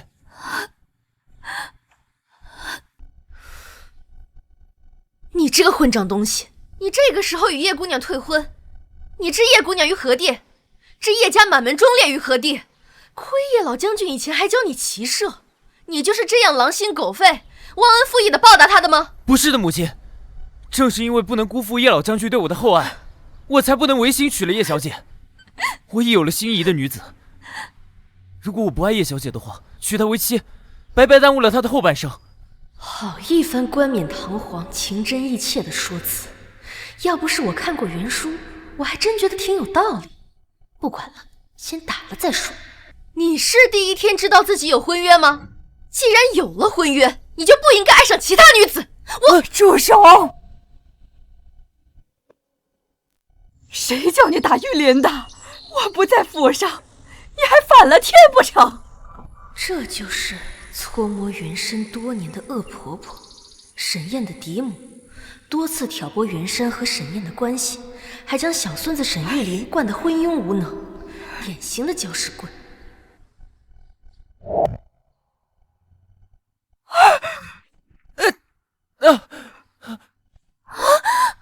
我就打了，怎样？我去参军才不到1年，母亲怎么性情大变？这张氏平日唯唯诺诺，我去礼佛不到3月，他竟然成了疯妇。哎，你这个疯妇还不赶紧住手！我告诉你，玉林与白姑娘的婚事我已经应下了，怎么你还连我一起打不成？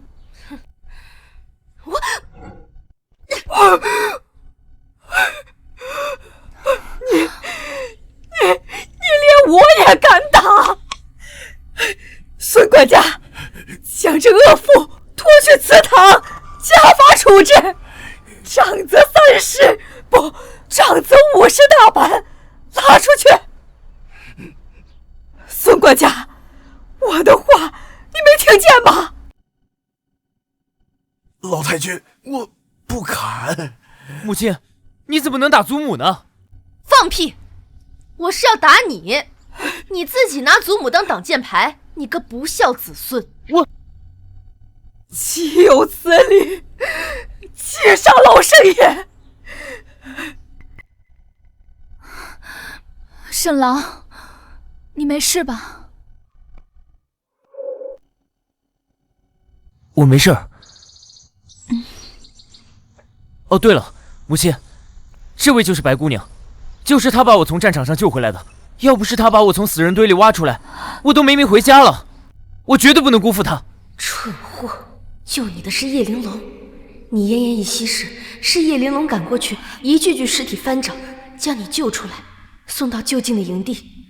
偏偏原书作者要撒狗血，让他昏倒在营地附近，这才让白无双捡了漏。你说什么？是他救了你？我是对你有愧，但是白姑娘对我有恩，我绝对不能辜负她。这就是那位与你有婚约的叶姑娘吧？是双儿不好，让沈郎为难了。好一个狐妹子，都敢舞到正主脸上来了！我看你再敢动手！老太君救命啊！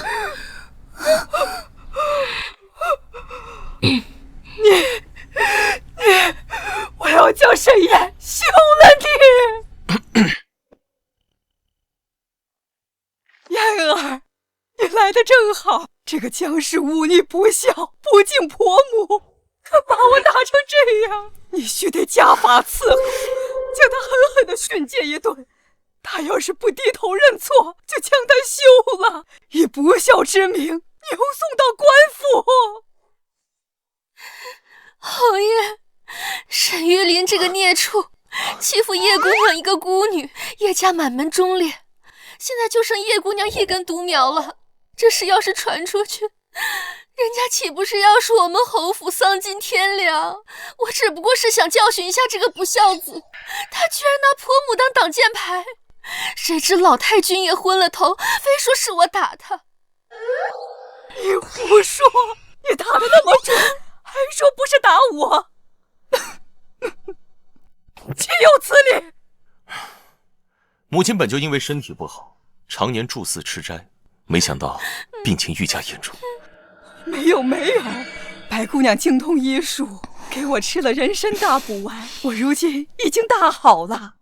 老太婆就是上了保健品的当，所以才这么护着她。实际上那药丸里掺的全是猛药，长期吃下去，身体只会越来越虚。是吗？我看未必，母亲不分是非，不辨忠奸，反而是愈加糊涂。孙管家，送老夫人进内院，好生伺候。是。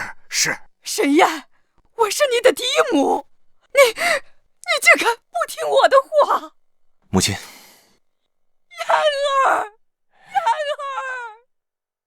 这边，父亲，这有违孝道吧？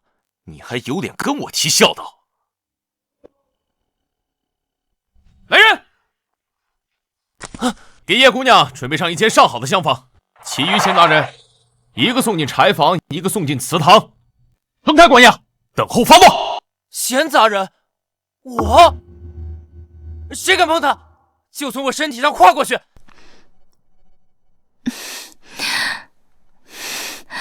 沈郎，如果这样能让侯夫人消气的话，那双儿愿意。双儿，你怎么能受这种委屈？我能常伴沈郎左右，就已经很知足了。你与叶姑娘既有婚约，你便听话，娶了她吧。我做妾也是做得的。我怎么能让你做妾呢？你俩还在这演上戏了，想得美！还一妻一妾，叶姑娘不可能嫁给你，大不了我跟侯爷收她做义女，叶家军照样有靠山。你说，你认他做你的救命恩人，那我倒想问一句，他又是如何得知你在何处作战，又是如何一个人费尽力气，唯独把你从死人坑里给拖出来的？自然是因为缘分吧。没有10年的脑血栓说不出这话。叶姑娘，咱不跟这种脑残说话，别理他。关起来！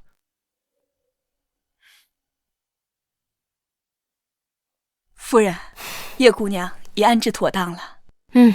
你让她且安心住着，沈玉琳的事情，我一定给她个交代。是。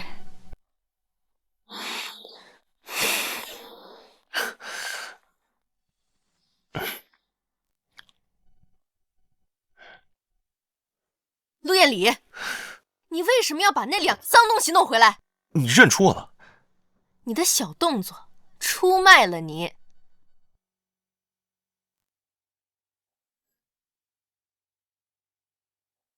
没想到我的老板，那个万恶的资本家陆彦礼，竟然也跟我一样穿到了这本书里，成了沈燕。真聪明，没想到这么快就发现了。那你为什么不直接说出身份？我要是一开始就告诉你我是陆彦礼，我估计啊，赶出府的第一个人就是我。原来你早就知道我不待见你，谁让你让我整天加班，加完班还要跟着你出差。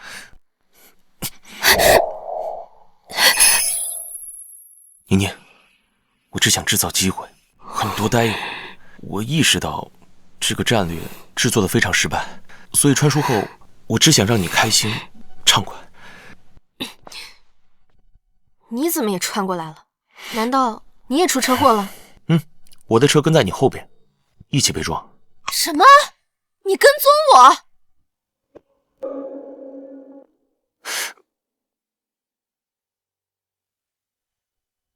那天我是想向你去表白，可是眼看你在我前面出了事儿，时间上我比你早穿来1个月，每个人我都观察了一遍，一直没找到，所以我就祈求上天再给我一次机会找到你。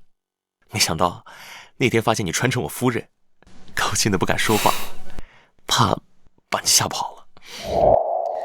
其实我并不讨厌你。真的啊？除了今天你把沈玉琳带回家，这让我很不爽。我是想和你多待一会儿，那3个兔崽子没完没了的给你找事，着实烦人。若又赶出府去，恐怕又得耽搁2、3天。我想快刀斩乱麻。那现在你打算怎么做？你比我了解原文，那白无双到底是什么来头？他就是一个敌国奸细，缠着沈玉琳，就是为了破坏联姻，让叶家军不成气候。既然是奸细，那咱们就给他来个请君入瓮。如果你是奸细，既然已经进了平阳侯府，你难道不想多弄点情报出去？这整个京城的布防图就在侯府。不愧比我早穿来1个月，这都被你摸清楚了。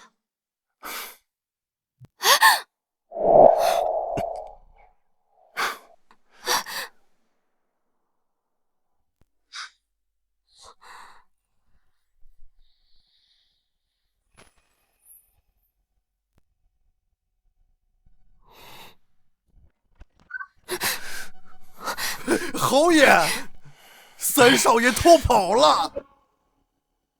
跑去哪了？三少爷卸了祠堂的锁，但是这会儿还猫在墙根上没有走呢。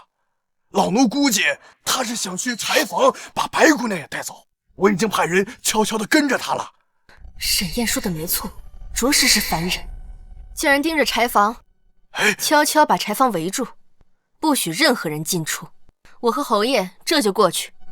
是。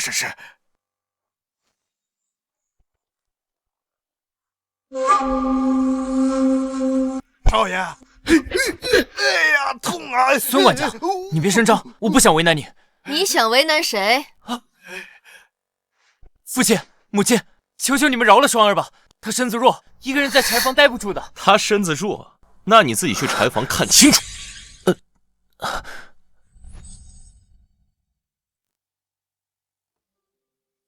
没想到这平阳侯还真不好骗，不过好在那个沈玉琳是个蠢货，我得想办法从他嘴里掏出布防图的所在位置。双儿，你究竟是什么人？沈郎，你怎么在这里啊？你怎么会功夫？你平日里一副柔弱不能自理的样子，难道在骗我？沈郎，我不是有意骗你的，我只是怕你将我撇下。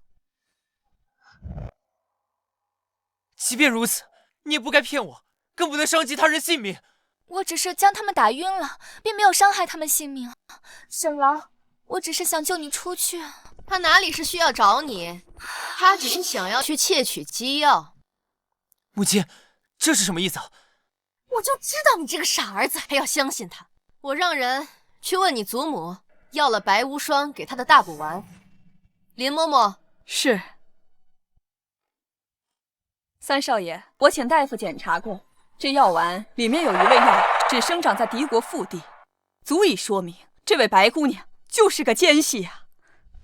难道说你在战场上救我，是在打探情报，碰巧救了我？沈郎，我不知道哪里得罪了你的母亲，她居然这般弃词污蔑我。我久居边境，药材只是长在敌国腹地，又不是不流通。沈郎，他说他从死人堆里把你救出来，尸体那么多，一具具翻过去还要刨坑挖土，手指早已经皲裂，可他却十指白净，毫无痕迹，你还不明白吗？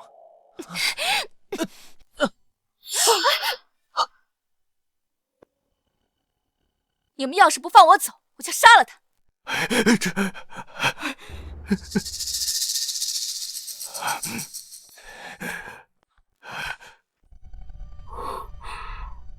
白无双，原来你在骗我，你根本没救过我。是你自己蠢，轻信他人。你这个毒妇！我输就输在自己不够狠毒。要是早知道在你边上的是叶家的女儿，我早就杀了她。白无双，不管你今天能不能杀得了她，我们都不会放你走。把他拿下！你们不用管我，千万不能让敌军的细作逃出王府。好啊，那我们就同归于尽。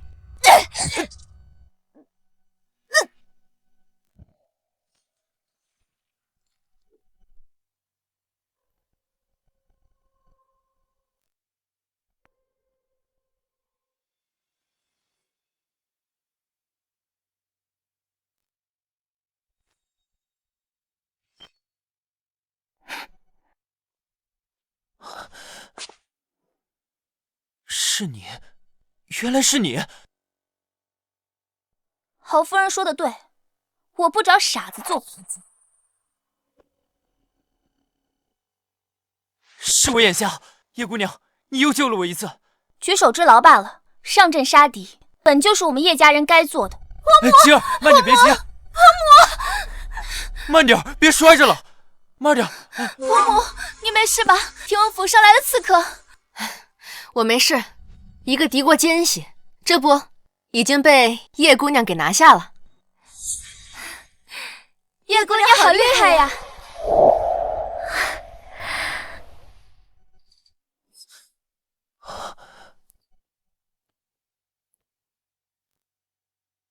叶姑娘，你再给我一次机会吧。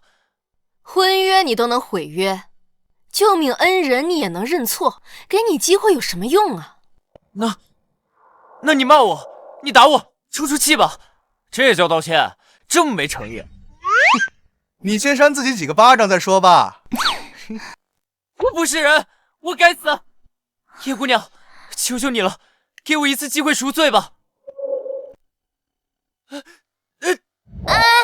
算了算了，你只是蠢，还并未失了大义。我给你个机会，陪我回北方，重建叶家军。若你表现好，我可以考虑兑现婚约。你救了我2次，我为你赴汤蹈火，在所不辞。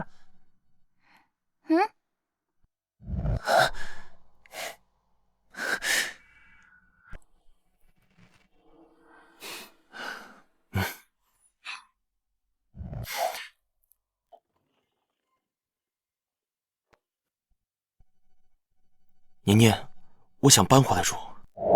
我是心动了，没错，但难道我要在这本男尊女卑的小说里和他做真夫妻吗？那不是挖了个坑自己跳吗？夫人放心，以后的一切事情都由你决定。口说无凭，平安侯福在人在。我把我的身家性命都交到你手里。你其实不必。本侯就是喜欢宠着夫人，惯着夫人，无论他人如何，环境如何，我有我自己的坚守。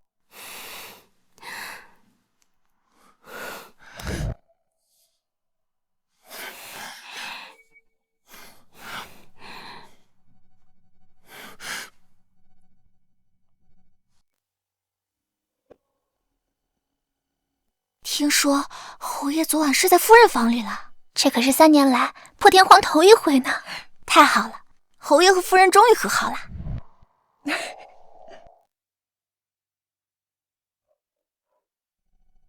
夫人，2少夫人的店铺开张在即了，请您启程吧。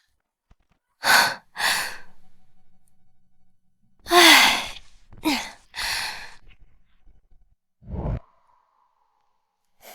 走吧，夫人。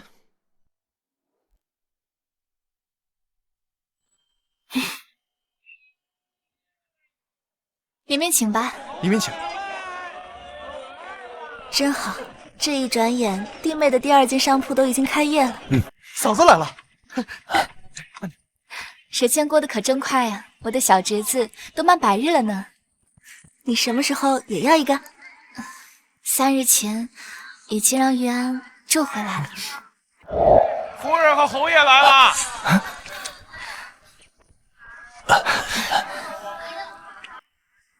芝芝，你这门头一看就气派，一看就来财。谢母亲，今日开张不敢马虎。三弟呢？哦，这不来了吗？这一看啊，就是刚成亲的样子呀！恭喜2哥2嫂，这人都到齐了。母亲，请您和父亲一起来捡彩头吧。好。